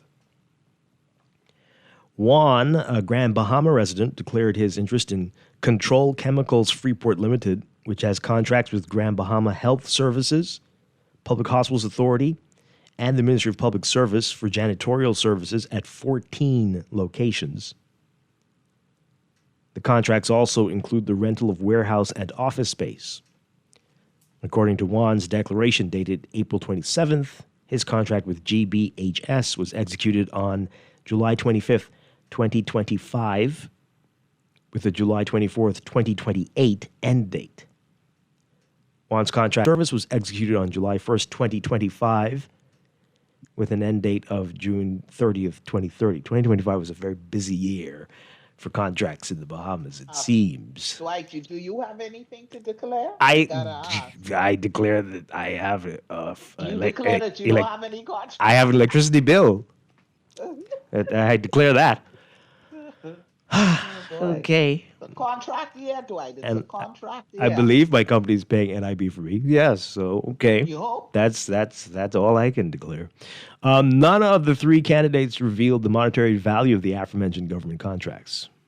Of course not. Mm-hmm. So I need is there an app to how to become a mogul, how to become a big player in your country? I'd like that one. Anybody develop one of those? Let me see. Coming soon on an app near you. And who will have interest in that app? You want to know how to become a mogul? Yeah. You want to focus on who have interest in that. Well, okay. I think in order to become the mogul, you need to have an interest in the app. You need to have the interest in the app, and then you can. You want to become a mogul? Maybe you need to create the app. Oh, exactly. That's what you need. Boy, I've really botched up these first few decades. Need to change everything. You really botched up your life. I'm just a servant. I need to become. You need to rethink your life. Wow. Well, okay. Well, that's beautiful. And some people are doing very well. I'm happy for them. Very happy. Let's hear from you. What do you make of all that? What do you make of all that? And that's just three. I mean, is that all? I think there's probably more, right? Oh, man. Wow. Let's hear from you. 323-6232. 325-4316. That's just the most interesting ones, I guess. 325-4259. 325-4259. Call us toll free. 242-300-520. So Eddie Wan is a big thing in Grand Bahama, Laverne? Pardon me? He's a big thing over there? Not really. Oh, okay. Interesting. 2025. What was I doing in 2025? Clearly you weren't getting a contract. Just wasted that year. That part. Yeah, that was a waste. Let's go to this call. Good morning, call. You're on the air. Good morning. How are you? Doing well. Good morning. Great. Good morning. I called your show last week in regard to contracts, and I somehow the other I felt a little insulted. I say this respectfully because this just like how you was explaining all of these contracts just given to just certain people. What chance does anybody else have to say even bid on these contracts or to see what their company could offer, to see who have the best prices? Everything is just like in one circle, and it's so wrong. You understand me? I mean, like, when does other people have an opportunity or chance to even get a contract to clean as a janitorial company, or if you have an insurance company or whatever, all of that for one person? Well, I assure you, there are plenty of people who are getting those opportunities, but it seems that you need to be aligned with certain people in order to get them. And that might be the problem. That is so sad. I mean, like, they're saying that this progress for just a certain circle. I mean, it's not being, like, jealous, but we're talking about seeing everybody go up, not just one set of people. And then, like, you have... Well, I mean, so, I mean, you mentioned the progress as a slogan for one of the parties, but, I mean, this is across the board in the Bahamas, and it's been going on for decades. There's a certain percentage of people are in the, how do I put this in a delicate way, Laverne? In the but circle. They are in, the chosen circle, it seems, and they are, regardless of the party in power, they are always doing well and always getting what they need to get. It seems. Some people, they might let a few people in every year or so, but they're always going to be okay, it seems. And we know the names, and it's been decades. We have a lot of smart, intelligent young people who have started their own business and can do some of the same things. I mean, I'm in the trust business. I understand when you use the word irrevocable trust, I understand that totally. Okay, I do that type of business on the side, but I'm just and also other things. But I'm saying the only way people know about this right now it's because it came up when it even became a bigger deal when Lincoln started to say what he had to say. You understand me? And for years and years, these things has been going on. But this one here, it's like Mr. Bass or Mr. Bastian. He has like a monopoly. If you have people who are part of your political party or even in the Bahamas, give everybody a fair chance. Okay. I don't think, and I'm going to say it from a regarding. Hello? I'm listening. Mm-hmm. Yeah, I just don't think it's fair. I mean, you have to be real and not, when I made that comment last week when the gentleman was there from FBTD or whatever, and you all made it sound, that was the point I was making. They're doing all these training. People are going out trying to get their company established, and they're not given a chance to get these things. You're not like holding on to just government contracts, looking at them, but other things. But one contract, Mr. Dwight, could sustain a small company for a long time. Mm-hmm. They don't have to struggle, stress, and strain. Yeah, wow. I hear you. Thank you very much. Appreciate the call. Well, these are the people who are running for office. If you saw the full list, which we won't get because, freedom of information, the full list of people with contracts. It takes you back to, Blow your mind. Said, as the caller said, it does lead you to wonder, and especially given in the past, what was it, a week ago, when they talked about how many no-bid contracts were given up, right? And so were these no-bid contracts, or, what was the process? It does lead you to wonder. Yeah. But again, these are the candidates. Plenty other people are not running. Oh, yeah, for sure. It would blow your mind. It would blow our minds. If you feel insulted now, oh my, you would, you wouldn't know the word to use for how you would feel when you saw. If we ever were to see that list. Let's take these calls quickly. I want to get to these messages before we have to go to the news. Good morning, caller. You're on the air.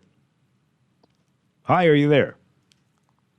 Good morning, caller. You're live on the air. Morning, Dwight. How you doing, man? Doing well. Good morning. And Laverne, good morning to you, too. Good morning. If this particular aspect of our country in terms of entering into these arrangements with, you said, the chosen few, I see them as the golden boys in all the various parties. Yeah. One of my biggest concerns not only is the obvious bias in who gets it, and the fact that because it's so prevalent in both parties, we cannot expect that this culture would change. As soon as the government change, you will see a transition of favorite people right up in the front lines for the continuation of this status quo. What is also of concern to me, particularly with the aspect of government finding facilities to put their various government offices in, we must ask the fundamental question, if this is sustainable. Remember, we went in the 80s, international agencies that dealt with the Bahamas' debt to GDP ratio was constantly saying that government involvement in private and public utilities was a huge burden on our financial affairs. And so we went from transitioning from the utilities interests. We sold off and privatized some of them. We used to own hotels. And it seems as if new burden that the government of the Bahamas is prepared to take on is leasing buildings from anyone and everyone without trying to enter into the ownership of their own certainly building. not everyone. Well, Certainly what not anyone. What I mean by that is I mean that From certain people, yes. golden circle of people. Yes. But specifically, the question we must ask is this sustainable? Are we not going back towards where the balance sheet of the government of the Bahamas is going to be largely reflected on, say, every month for buildings, like they demolish their own buildings and just keep entering into these exorbitant leases. And we have to ask the question, is this sustainable? And are we going back towards replacing owning public utilities and public debt burden with these? It's a great question. Someone needs to do the cost-benefit analysis and everything and see what right? Long-term, short-term, if it's better, what does it mean? It would be good to really see if we can save some money for taxpayers. But has the government done that? Have they and what can they show us that it is more cost-efficient to rent from people, to lease from people, to do a 20-year lease than to build a building and staff it the way and house it the way you put everything in? Which one, right?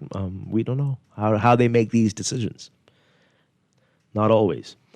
All right, take this call really quickly, and then we're going to get these messages, and we've got to get a break in really quickly. Good morning, call. You're live on the air. Morning, Dwight. Morning, Laverne. Hi. Hey, in reference to what the last lady was speaking about, Dwight, that is called inside trading. You know, they identify the needs, and then they tell a friend to make it happen. And when I see you, I'll tell you exactly how it happened twice. Okay? Inside, that's the word. Scary stuff. Thank you so much. Appreciate it. Pleasure. Yeah. Well, boy. All right, so these messages here. This person says here, why couldn't they make an app where I could enter my exact address or find it on an interactive map and get my polling station? Now, anyone who knows my name, where I live, and my age, and voter's card number, this is just asking for fraud. This is government-sanctioned data violation. There's got to be a better way. I agree with you. It's very strange. Today's advanced polling voting should have been broadcasted on air. What do you mean by that? This will inform the people where to go. There are all kinds of lists. If you're on the list for the advanced poll, you know where to go. If you are not on the list, you don't need to know, really. But it's out there. People know where to go. Should this be happening? Please explain to me. Could a private individual who's running for public office, have all these contracts with the government? Please explain this to me, sir. The short answer is yes. Yeah. Yes, as long as it's declared. These contracts because they do. So clearly it's very possible because it does. If you're going on feelings, it feels weird, right? But that's not how the government works. It also feels disheartening for. Seriously, it feels disheartening for the small business owner or the other business owner who is struggling to make payroll, who doesn't know how to access these air quotes opportunities. Yeah, I bet. Not jealousy, like the lady said, but okay, where do I go so that I can put in my bid and have these opportunities? Well, this person says, wouldn't it be great if these contracts were, would be printed as well? You mean all the others, like I was talking about, right? Everything? Yeah. Yeah. As they should be.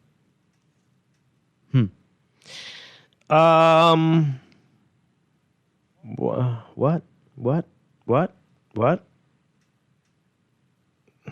This is a strange text. Don't do that to me. I have to process whether I can read it.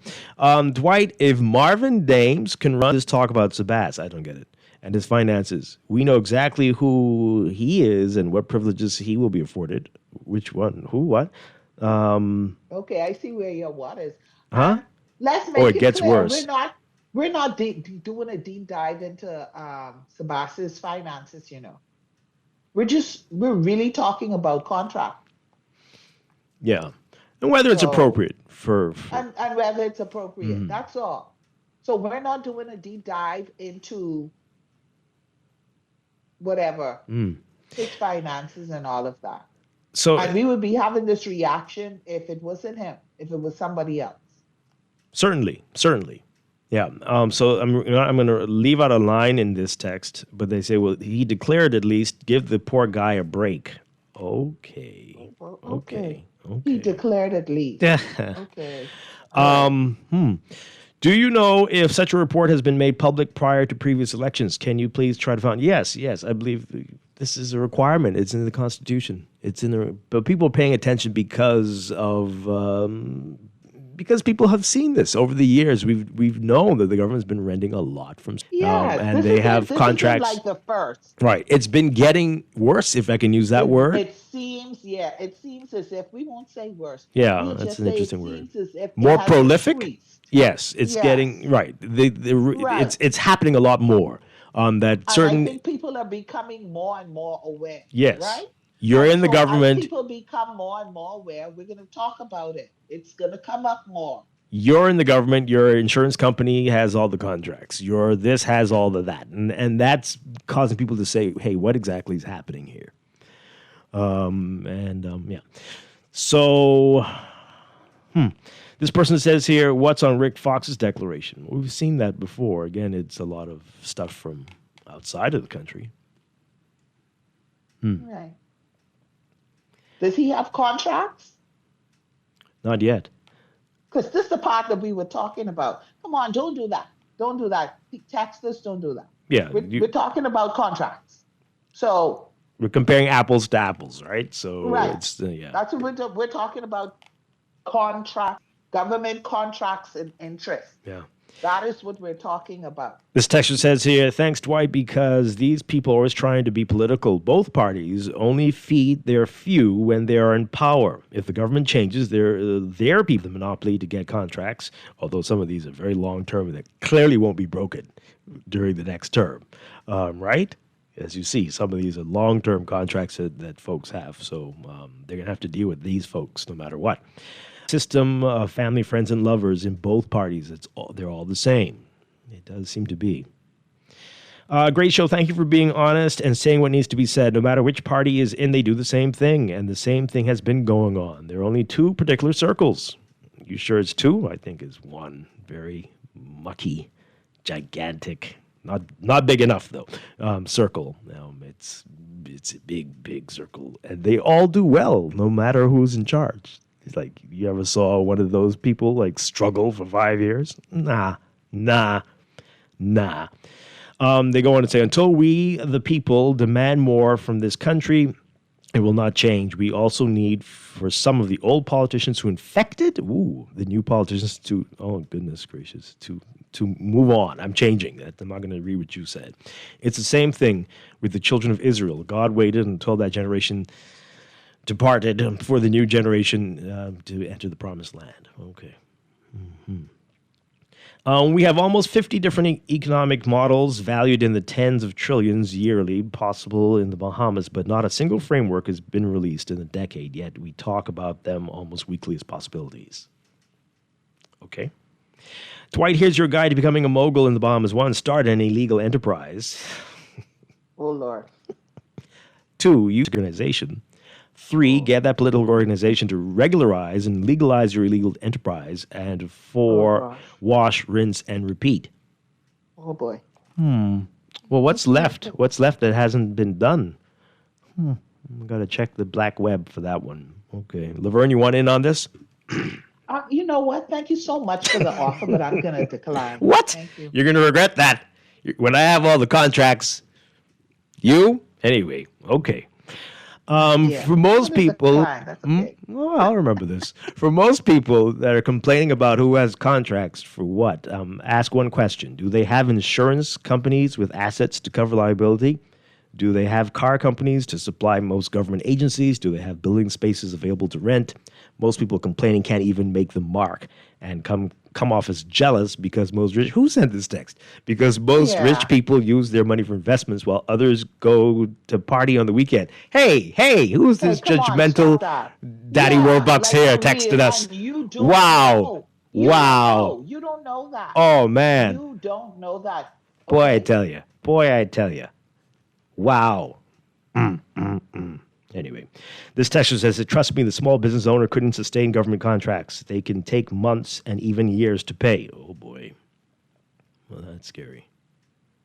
Yeah. Wow. Oh, this texter says get into marijuana. But no, that one's tricky. I don't trust that one. I don't think it's going to end well. No. Plus, I can't stand the smell. I just can't be associated with anything like that. So, yeah. Let's try another one. We got to take a break, folks. This is Morning Blend on Guardian Radio 96.9. Stay with us.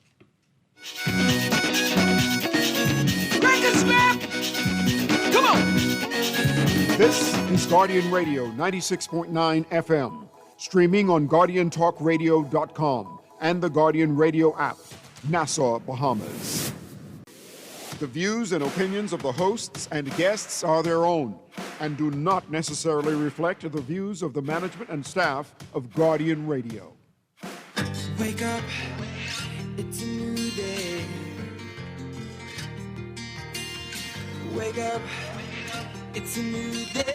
Good morning and welcome to Morning Blend Business on this Thursday, April 30th, 2026. Welcome back to our Morning Blend listeners. Once again, I'm Dwight Strachan with the Laverne Gardner, and it's a special edition of Morning Blend Business this morning. We partner with the Central Bank of the Bahamas on these harborside chats with Governor John Roll, and today he's going to be talking with his guests about issues affecting the economy and the business environment.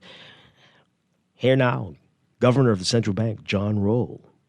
Welcome to Harborside Chat with the Governor for 2026. These are discussions that the Central Bank convenes with important stakeholders discussing the economy, the financial sector, and things that matter for the Bahamian public. Hello, I'm Governor John Roll, and welcome to our first edition of Harborside Chat with the Governor for 2026. These are discussions that the Central Bank convenes with important stakeholders, discuss the sector and things that matter for the Bahamian public. And today we have a very diverse panel.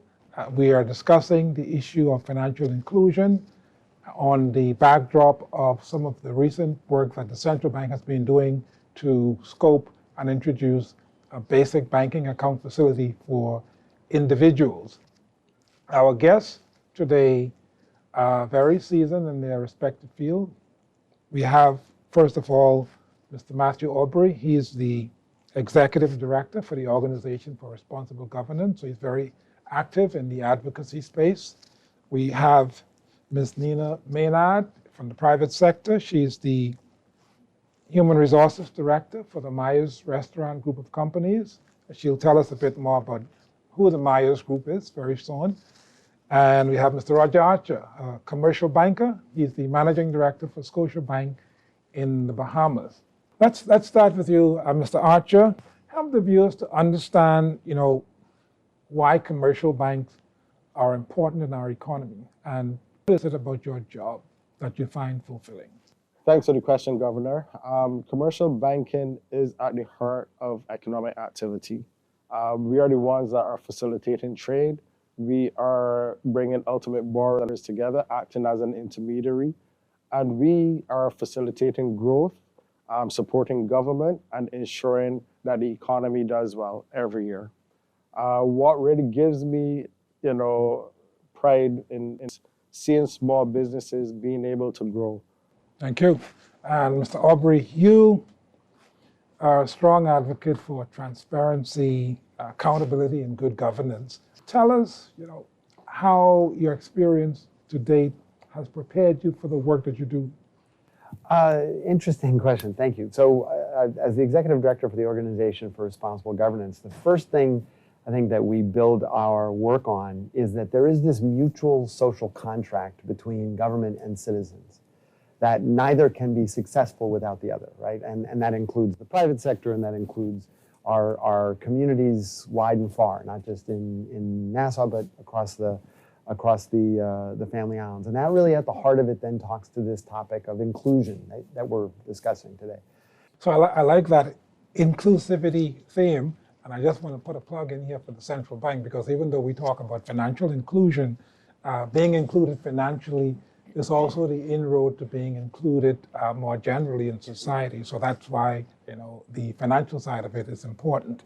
Now, Ms. Maynard, you, in your role as Director of Human Resources with the Myers Group, you bring a wealth of experience and knowledge around talent management and organizational leadership. Tell us a bit, first of all, what is the Myers Group, and what are the challenging and satisfying aspect of your role in the Myers Group? So the Myers Group is a conglomerate that operates KFC, Burger King, Anthony's, and Quiznos at this time. The Myers Group has been around for almost 60 years. So we're kind of a pillar in the community. And our thrust right now is to make sure that anybody that comes to work with us or who works with us understands that our company is not just a job, it's a career opportunity. So let me ask you first, Mr. Aubrey, how important is it for individuals and small businesses, to have reliable, affordable access to services for everyday transactions? I think you pointed out in our first exchange, I think it's critical. If you don't have a means to participate in a system, you're going to get left behind, or you're not going to be able to take advantage of that system. And accessing monies on a reliable way, being able to use that is a really fundamental part for ourselves as part of a collective environment. I do want to point out maybe something that I think may be obvious, but it's also important to be stated, is that accessibility is not just based on having the availability. A lot of it also has to do with people's belief in the system and their belief about themselves as a part of that system. People feel that they don't see their interests represented, and so they have to figure their own way out. And so when that leads to the process, people are moving outside of systems. We've seen large portions of our economy being informal. People who are doing a little side gig because they believe that's the best way they can keep themselves floating. They're baking bread, they're cutting hair, they're doing all these types of things. But they're also not contributing into any of the tax bases that we see. And more importantly, in a space where we live at risk of things like hurricanes, they don't have a footprint, so that if something gets demolished, and we saw this in Abaco and Grand Bahama, it's almost impossible to replace that. You don't have infrastructure, you don't have data, but you also don't have the ability to tap into loans or grants that could help to restore that. So when we talk about inclusion, when we talk about creating access into a banking system, which I really do commend the central bank for pushing forward this accessible banking line, it really start for folks to be able to then build on a foundation that can progressively lead them into being able to be more resilient or thriving. Yeah, but the issue of trust, is it that I have low confidence and therefore I stay away from financial institutions? Or is it that I don't have access to the kind of employment activity that would motivate me to establish relations with the financial institution? So trust is a tough concept, right? Because once it's broken, and for many different reasons, trust is built on consistency. So when we're designing our systems, they have to be in partnership with those communities that need to be served, so that they can build the ownership that is already built on that needs to be a part of accessing a system that has been designed to work well. And I think this is a good leading to you, Ms. Meyer. You are a large employer with over 800 persons, right? And as you mentioned, there's at least 19 restaurants across several brands. So help us to understand the profile of your employees. Is having a bank account a necessity for them to get a job? So having sent to you is a necessity because we do all of our banking and all of our payroll through electronic funds transfer. We don't give cash and we don't pay by check. So everybody gets paid through bank transfer. And again, that really created some challenges for us, especially in recent years, because most of the younger persons that come to work for us don't have bank accounts. And getting access to bank accounts because of the KYC requirement has been really difficult for some of them, which is why we seeked you guys out a couple summers ago, so that when we did our summer student hire especially, we were able to give them some way of being able to get paid and be able to save their money. And so us being able to give them the access to the digital wallet through Sand Dollar really, really, really helped. And even now, as we hire new people on board who do not have bank accounts or do not have access to getting bank accounts, we use the Sand Dollar app, and they are able to get that banking. I'm glad you mentioned the Sand Dollar, because it really comes at the end point of some of the other simplified due diligence reform that the central bank did, really to make certain that those who are at just the basic transaction level can go in and open up a bank account or a digital wallet account, and the due diligence requirements that are just as robust as would be the case in any country around the world, and to the international standards. In your experience, are you getting feedback from individuals as well about the hesitancy to open up accounts? I would say that while they may be hesitant, they realize that it's a necessity because they cannot get employment with us and most other businesses now without having a bank account or some way of getting money transferred to them electronically. And so they realize it's a necessity. COVID, it made us realize that we were operating in bedrock, really like the Flintstone times, because we couldn't function digitally during COVID. And so when COVID was finished, we undertook the really mammoth task of making sure that our organization would be able to function really no matter what kind of hit that we get economically, to be able to function as normal. Why is the KYC or the due diligence process important? And how does that experience look, say, for versus someone else who you might think to have a bit more of a risk around their persona?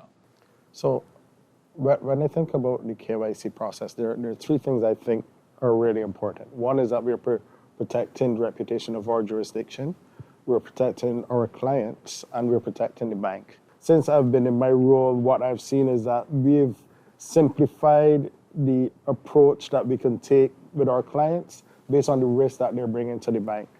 And it's a lot easier for us to onboard clients who are doing simple transactions now.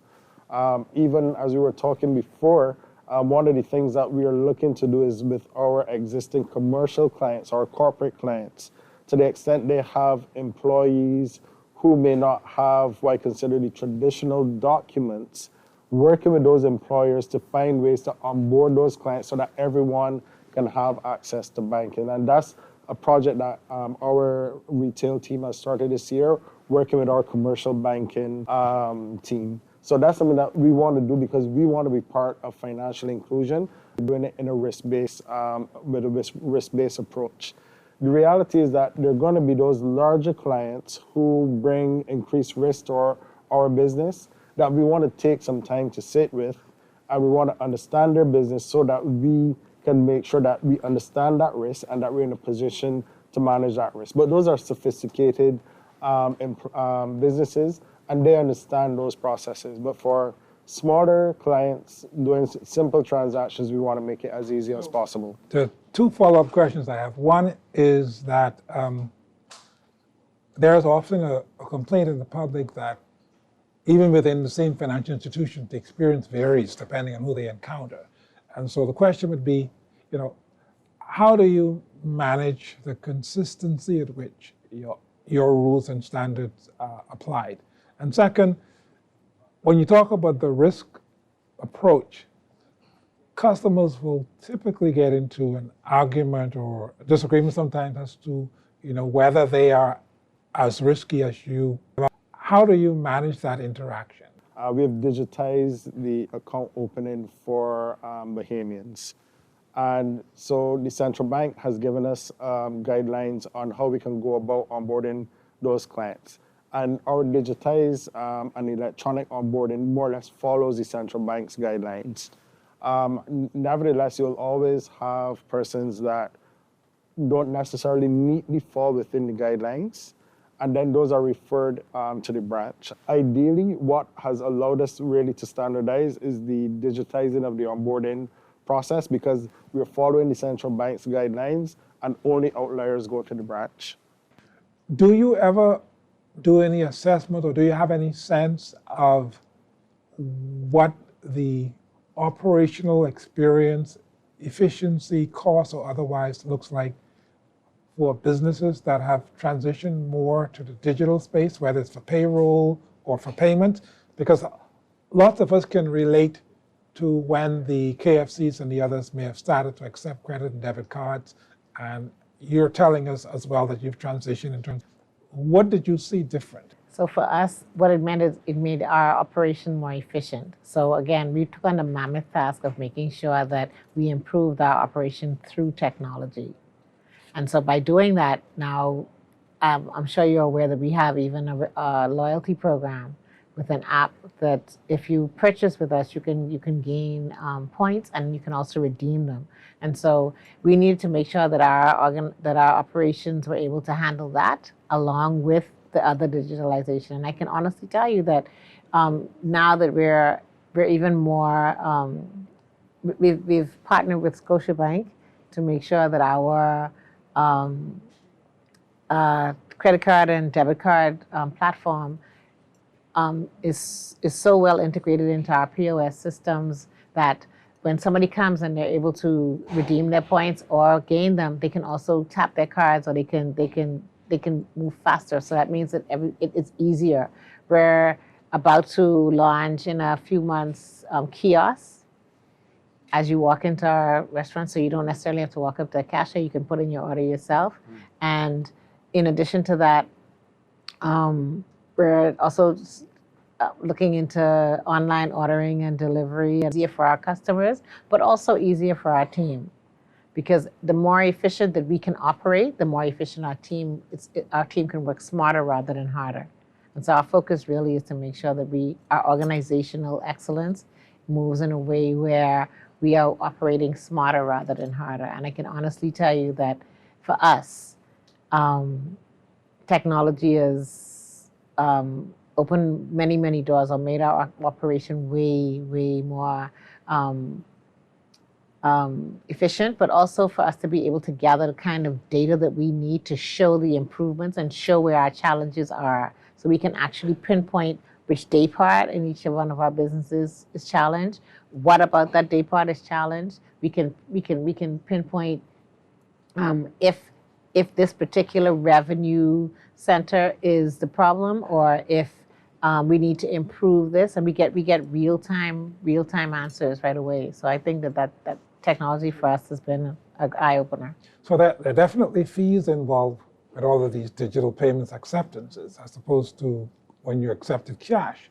And I know that the business community is not very the merchant fee structure, and there's probably some justification for that in the Bahamas.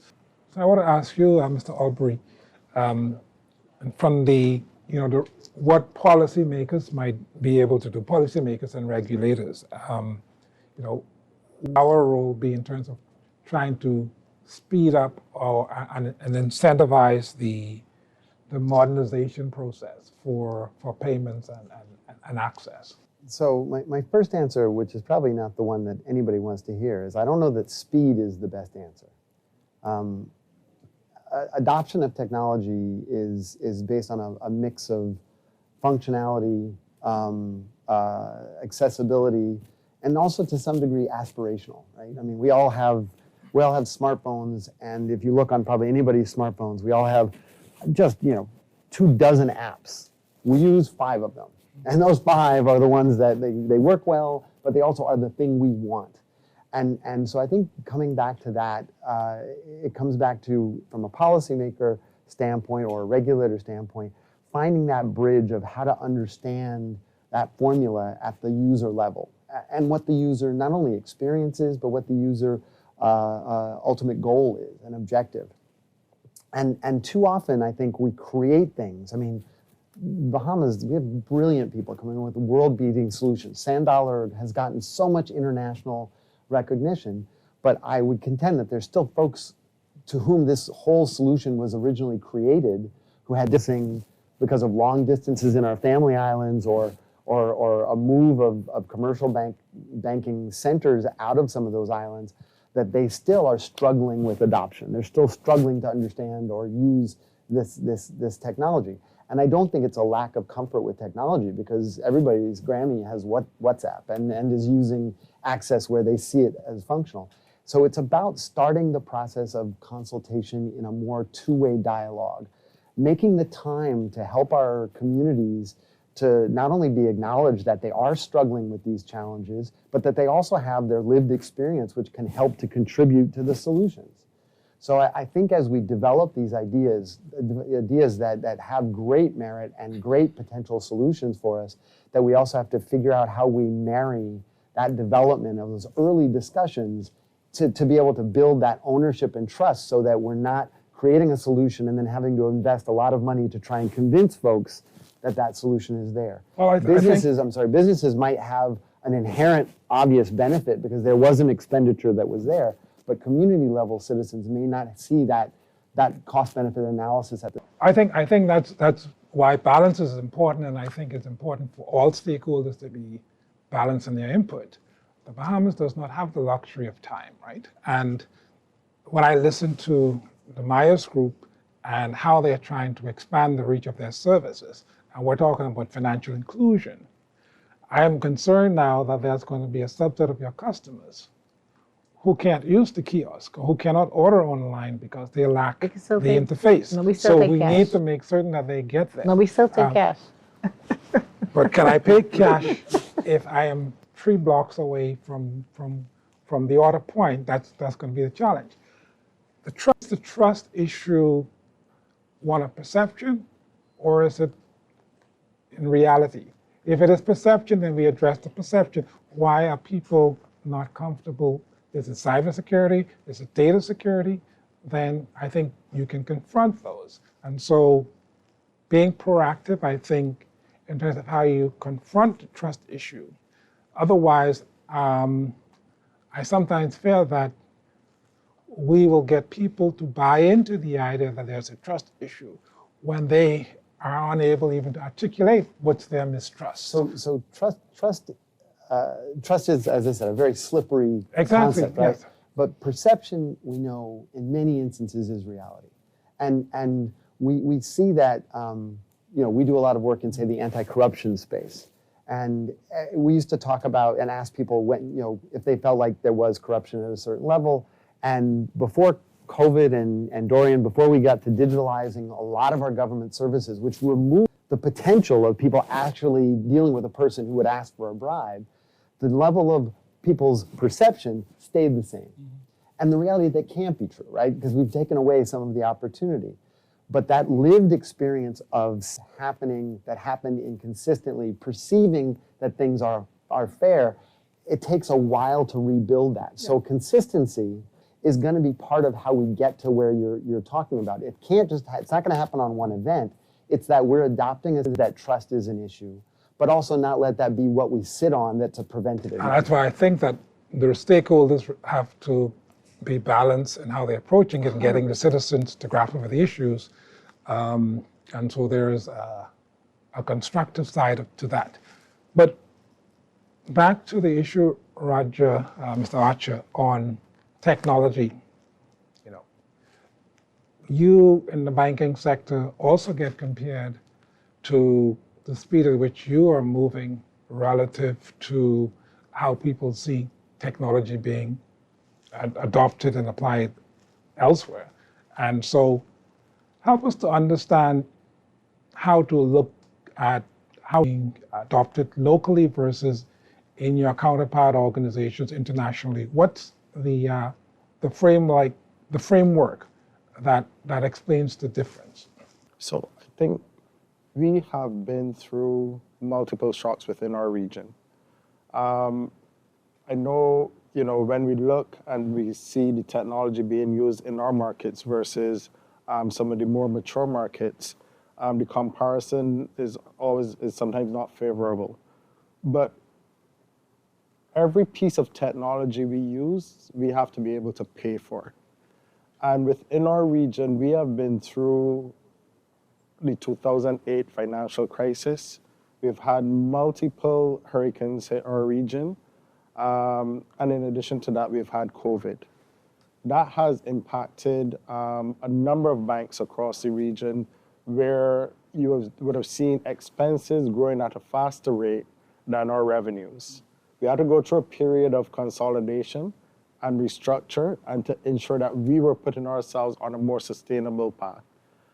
That kind of slowed our ability to technology. I would say a lot of that consolidation has occurred, still work to be done, but we're at the stage now where we can accelerate our investment in technology. And we just spoke about COVID. COVID, I would say, kind of more or less accelerated because it forced us to find ways to serve clients at a lower cost and a more sustainable cost.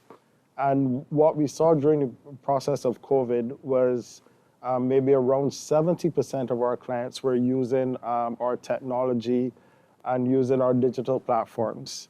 As of today's date, 98% of our transactions are done outside of the branch. So pre-COVID, around 70% done outside of the branch. Post-COVID, 98% being done outside of the branch.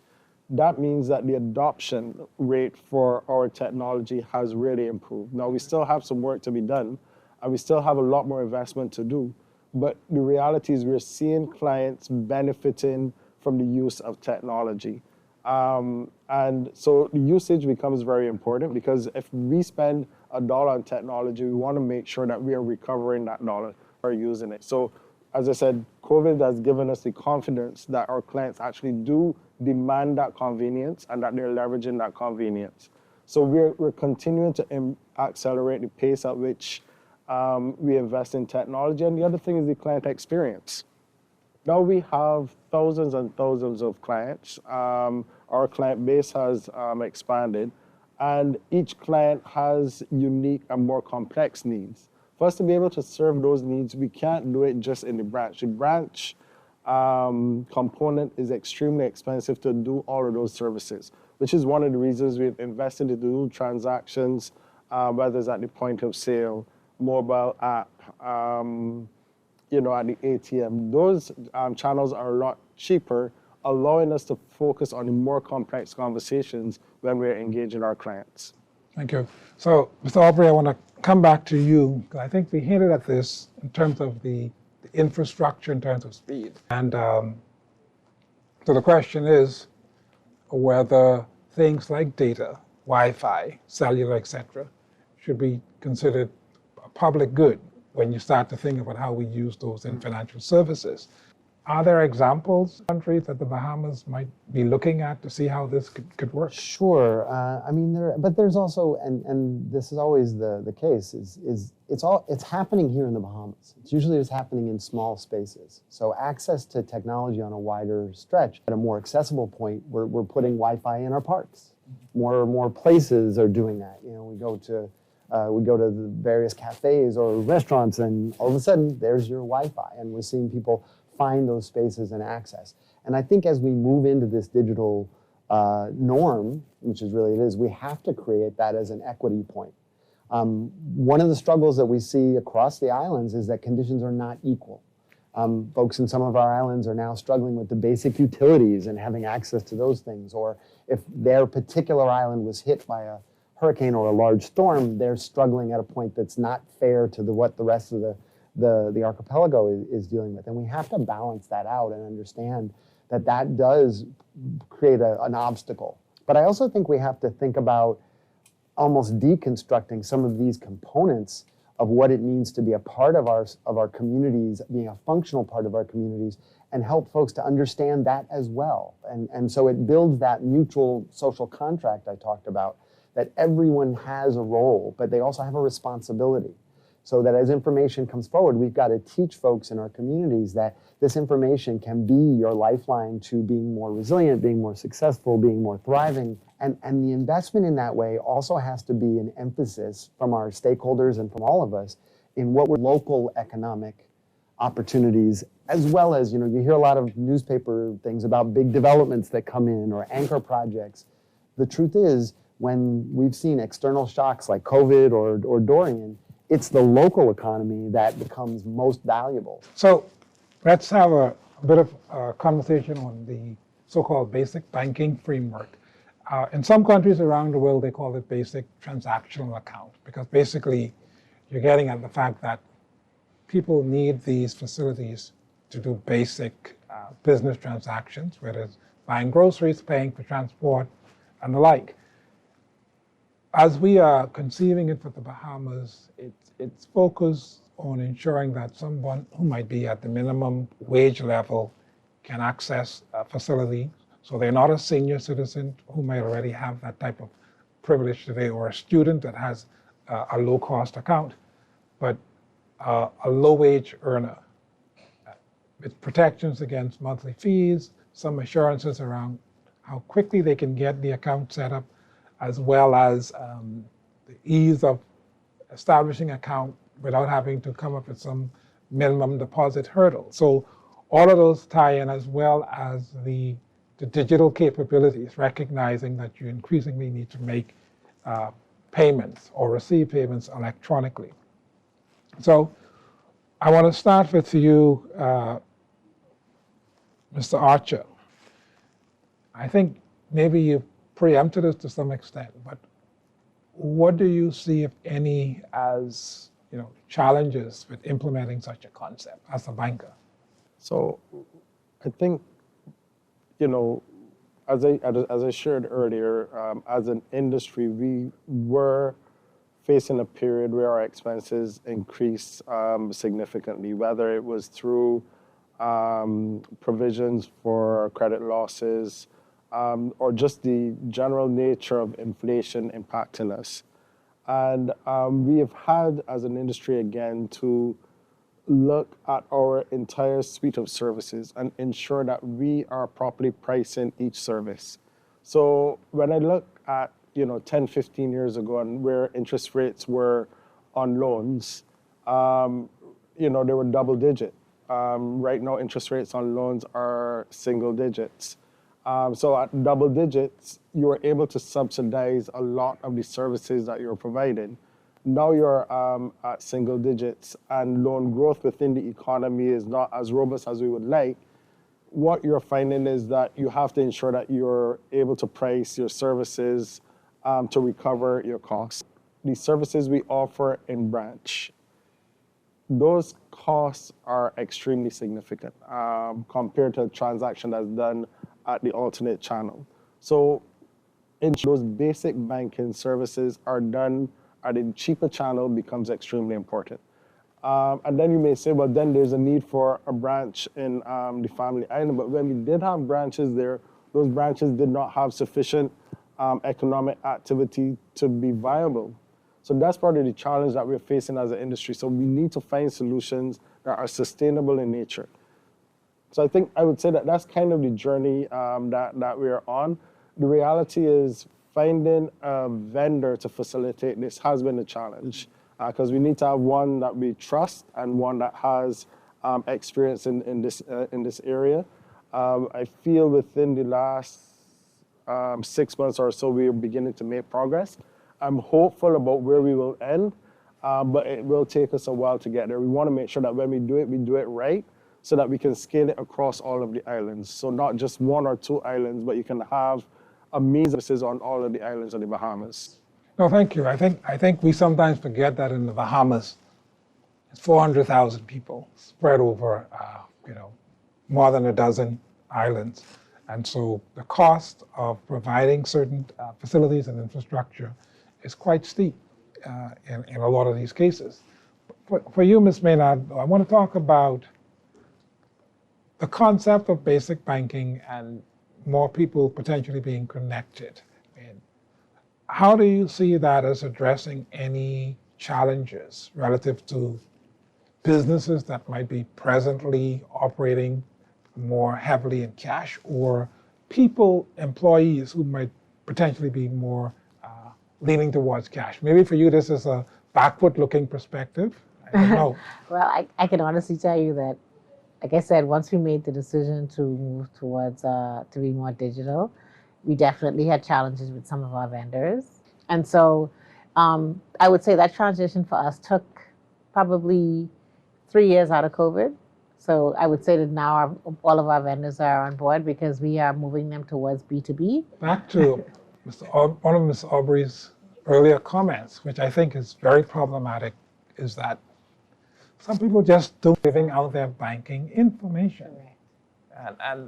And if you're transitioning where you're making all of your payments electronically, you also run the risk in some cases of losing certain business relationships because people don't want to disclose that, which is not a good thing. But interesting to that example is they were that's a trusted relationship, and that adoption still took a process. But consistency brings it forward. Sharing information, saying this is not going to hurt down the line. These are the things that, in a two-way relationship, allow for adjustment, allow for change of reference, and that's kind of something we have to look at: is how do we forge that strengthened relationship to understand. Big part of what's the focus in the Bahamas is legitimately strengthening the systems to protect personal data and seeing how you can go further, taking advantage of modern technology so people can have even more control or sovereignty over their data. So I think that is also very, very important in terms of where we're headed. But for you, Salisbury, when we think about the basic banking concept and how it's geared to getting more persons on, how important is that for the Bahamas, and what do you think would be some of the critical success factors or indicators that we should be looking at? I think it's essential. I mean, the Bahamas in the Caribbean has the largest level of wealth inequity, right? The most amount of distance between those that have and those that haven't. So I don't think, because we're so spread out, I don't think we really understand how critical it is and how many folks are struggling at that fundamental socioeconomic level. So finding a pathway in to be part of a more formal system is essential. It's essential to resisting external shocks like hurricanes, it's inflation, and any of the things that we struggle with that we can't necessarily control. If you're in a formal system, you have a better capacity to resist that, as well as to build your own foundation. Having banking entities that are sensitive to that create a pathway for you to build up your equity, creating resources that talk about safe and long-term planning instead of the short-term. These are all really essential and viable components. So you're starting the communications and money smart, you're creating this access point into basic banking, but then now you're going to throw how do you foster that and be done with a combination of all sectors, reinforcing that's a success point. And how do you see potential entrepreneurial activity in the Family Islands responding?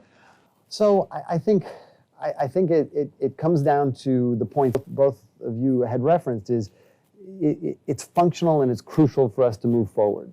So we did a study of the impact of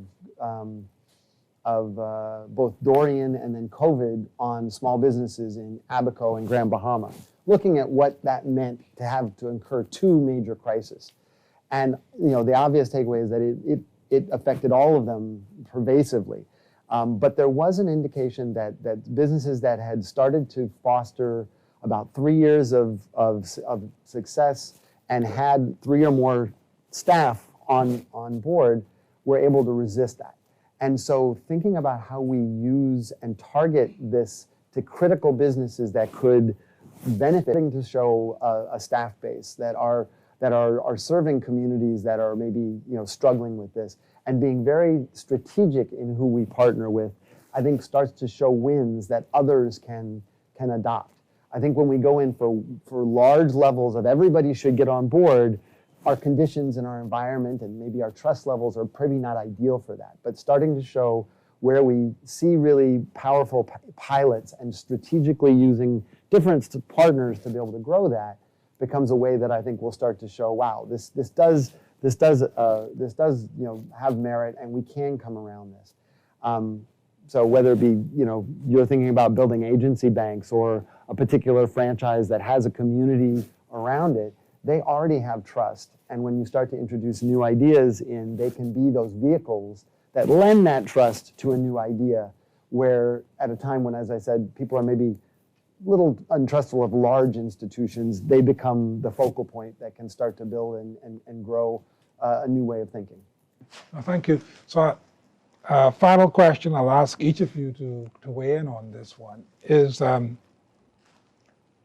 what should Whether you're banks, businesses, nonprofits, governments, regulators, I mean, what should they be focused on or thinking about when we start to look at policies and initiatives to promote financial inclusion or to get increased adoption of the digital channels for services so that we get meaningful and lasting results? What should be our focus? And you could think about it just from your sub-stakeholder perspective. Perhaps, Ms. Maynard, you want to think about it from what is it that businesses should be thinking about? So ensure that these changes are lasting. For businesses, I think that first we need to think of relevancy. We also need to make sure that we're meeting the need of our customer. And our customer, not just our external customer, but also our internal customer, because both have to play in that field. We also need to make sure that accessibility has to be convenient. I won't say easy, but convenient, right? And I think that we also need to make sure that it is also broken down in a way that every single person can understand. Talking to a 80-year-old, if I'm talking to a 50-year-old, if I'm talking to a 10-year-old, if I'm talking to a 20-year-old, if even I'm talking to a 2-year-old, because 2-year-olds are pretty intelligent these days when it comes to this kind of stuff. But you want everybody to understand it, because everybody that understands it helps the other person to understand it. And because of our society in particular, our society is built on a hierarchical kind of way where it's family and community. And so we need to be able to make sure that we get enough people to understand it in a way that's going to make it relevant to them, so they can see their benefit in it. They have to be able to see that this is going to benefit me. It's going to benefit my team. It's going to benefit my family. It's going to benefit my organization. It's going to benefit my whatever I'm a part of, in order for us to be able to move forward in a way that's going to advantage of it and see the benefit of it, and we can grow with it. Thank you. Then I'll ask you the same question, Mr. Archer. Dialogues like this become extremely important. Ensuring that the public understands the general journey that we're on, because we are on a journey. This is a continuum. Where we are, these are things that will continue to evolve over time. You have the advent of AI. We're not totally sure how that's going to impact the way that we're living. There are a lot of things that will emerge in the upcoming years that will make this journey, creative and different in ways that we possibly would not have contemplated in the past. So I think having open, honest discussions around where we are, where we want to go, challenges that we have, those things become extremely important, and having stakeholders all at the table trying to solve for problems of inclusion, as an example, so that we are understanding the challenges that persons are having accessing the financial system, but also understanding that the financial institutions are having as well. Earlier in the discussion, and I really wanted to address this, and I want to make sure that I address it now, there was a discussion of fees. And whether or not cash transactions are actually cheaper than digital transactions. And I really want to dispel that myth, because we haven't properly priced cash transactions as an industry. Cash involves security at multiple levels, whether it's at the till, the vault, during transportation, even when the merchant collects that cash. There's security at that point as well. So cash is extremely costly. And I think when we did our own analysis around the cost of moving cash and keeping cash and storing cash, we are not recovering the costs of that service. So our goal is not necessarily to pass on a new fee to our clients, but what we're trying to do is to make sure that we're using the most convenient method of moving cash and moving payments. Because the reality is, a deposit basically is me taking from my bank. So I take cash from my bank and I come and then give it to you. Then you take that cash and you deposit it to your bank. That's a whole chain that involves movement and security. Price that right now. When we do it electronically, that happens without having to have all of those stakeholders at the table.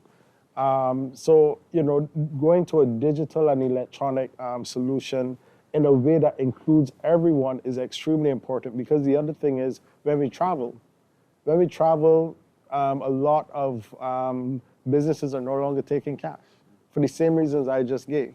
So we need to make sure that our population are comfortable using digital and electronic tools, because when you travel or if you make international payments, the payments are not accepted in cash.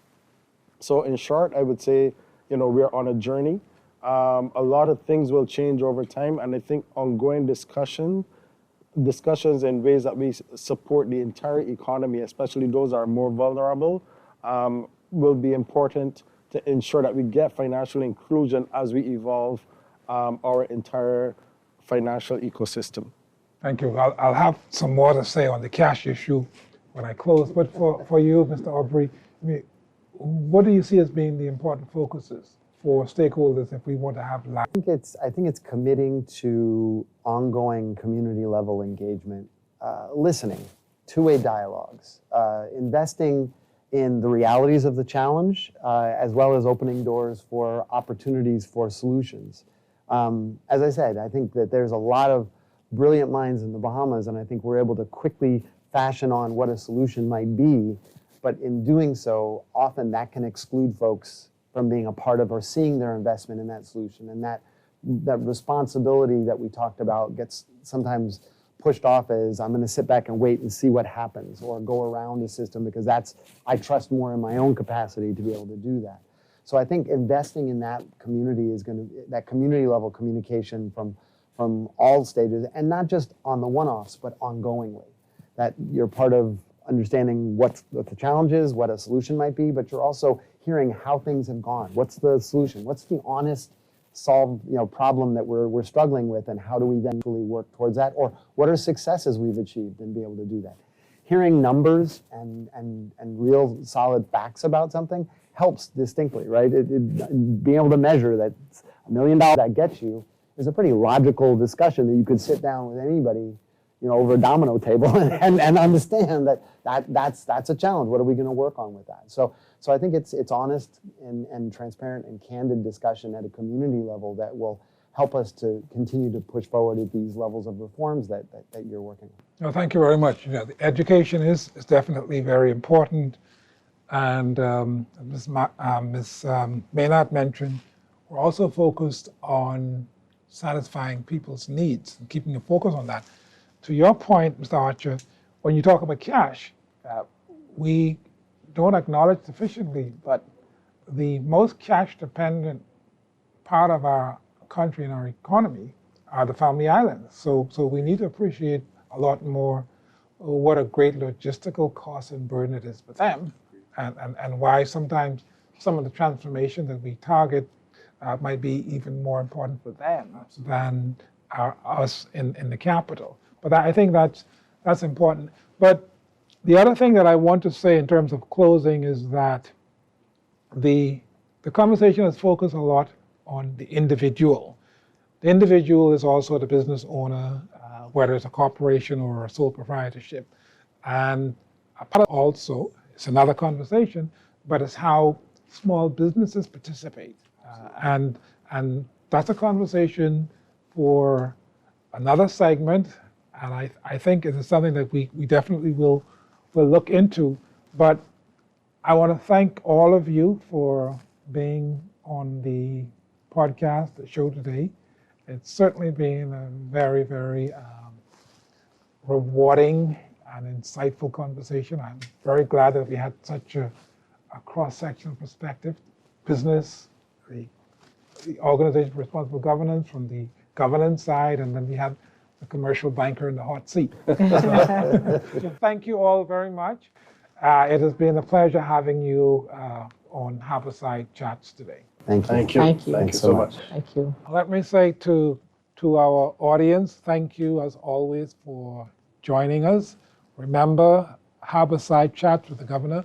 We partner with ZNES Television, so you can catch these replay on ZNES as well as on our social media channel. You can also send us email at harborsidechats@centralbankbahamas.com if you have any suggestions in future shows. Again, it's a pleasure having you, and we look forward to many more of these stimulating and informative dialogue. All right, so Harborside Chats with Governor John Roll of the Central Bank of the Bahamas, and I appreciate it always, and his guests, Matt Aubrey with Org, Nina Maynard with the Myers Group of Restaurants, and Roger Archer with Scotiabank Bahamas. Great discussion there. Laverne Gardner, that is it for us today. Thank you. Thank you for being here this morning. Had a great show today, and I'll talk with you soon. And be sure to pick up today's Guardian Business section for the latest in business news, including a story on the taxi cab union requesting a temporary rate increase for drivers as a result of the gas prices. Oh, boy. This portion of the show brought to you in part by CFAL, growing wealth for future generations. Everybody have a great day. Stay tuned for On the Clock with Aaron Green coming up next.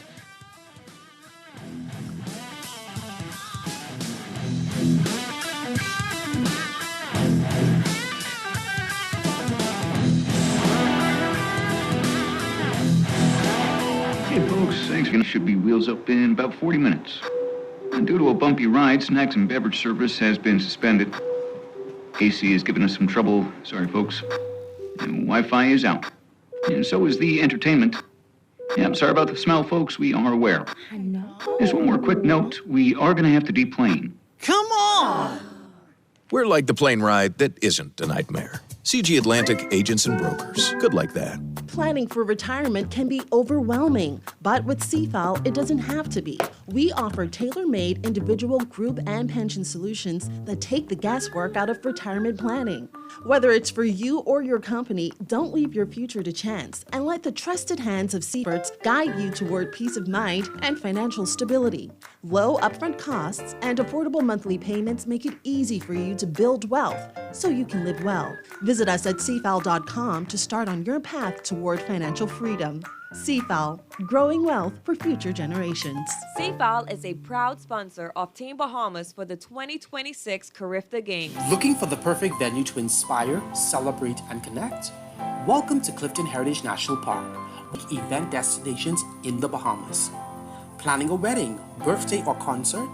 Our breathtaking backdrops, whether it's Johnston Beach, Turtle Pen, or the historic ruins, transform every event into something unforgettable.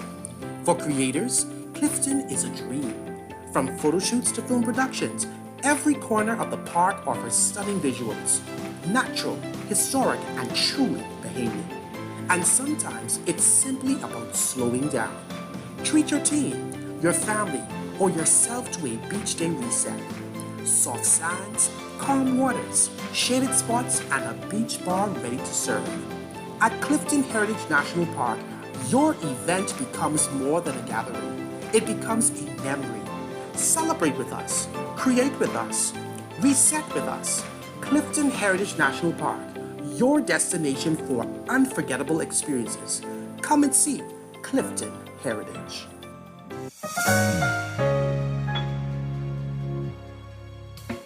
Struggling to find your financial rhythm? Make that move to Fidelity and let us help you orchestrate your financial goals into perfect harmony with free financial coaching sessions. Make that move today. Call 356-7764. Fidelity, we're good for you. This is Guardian Radio 96.9 FM, streaming on GuardianTalkRadio.com and the Guardian Radio app, Nassau, Bahamas.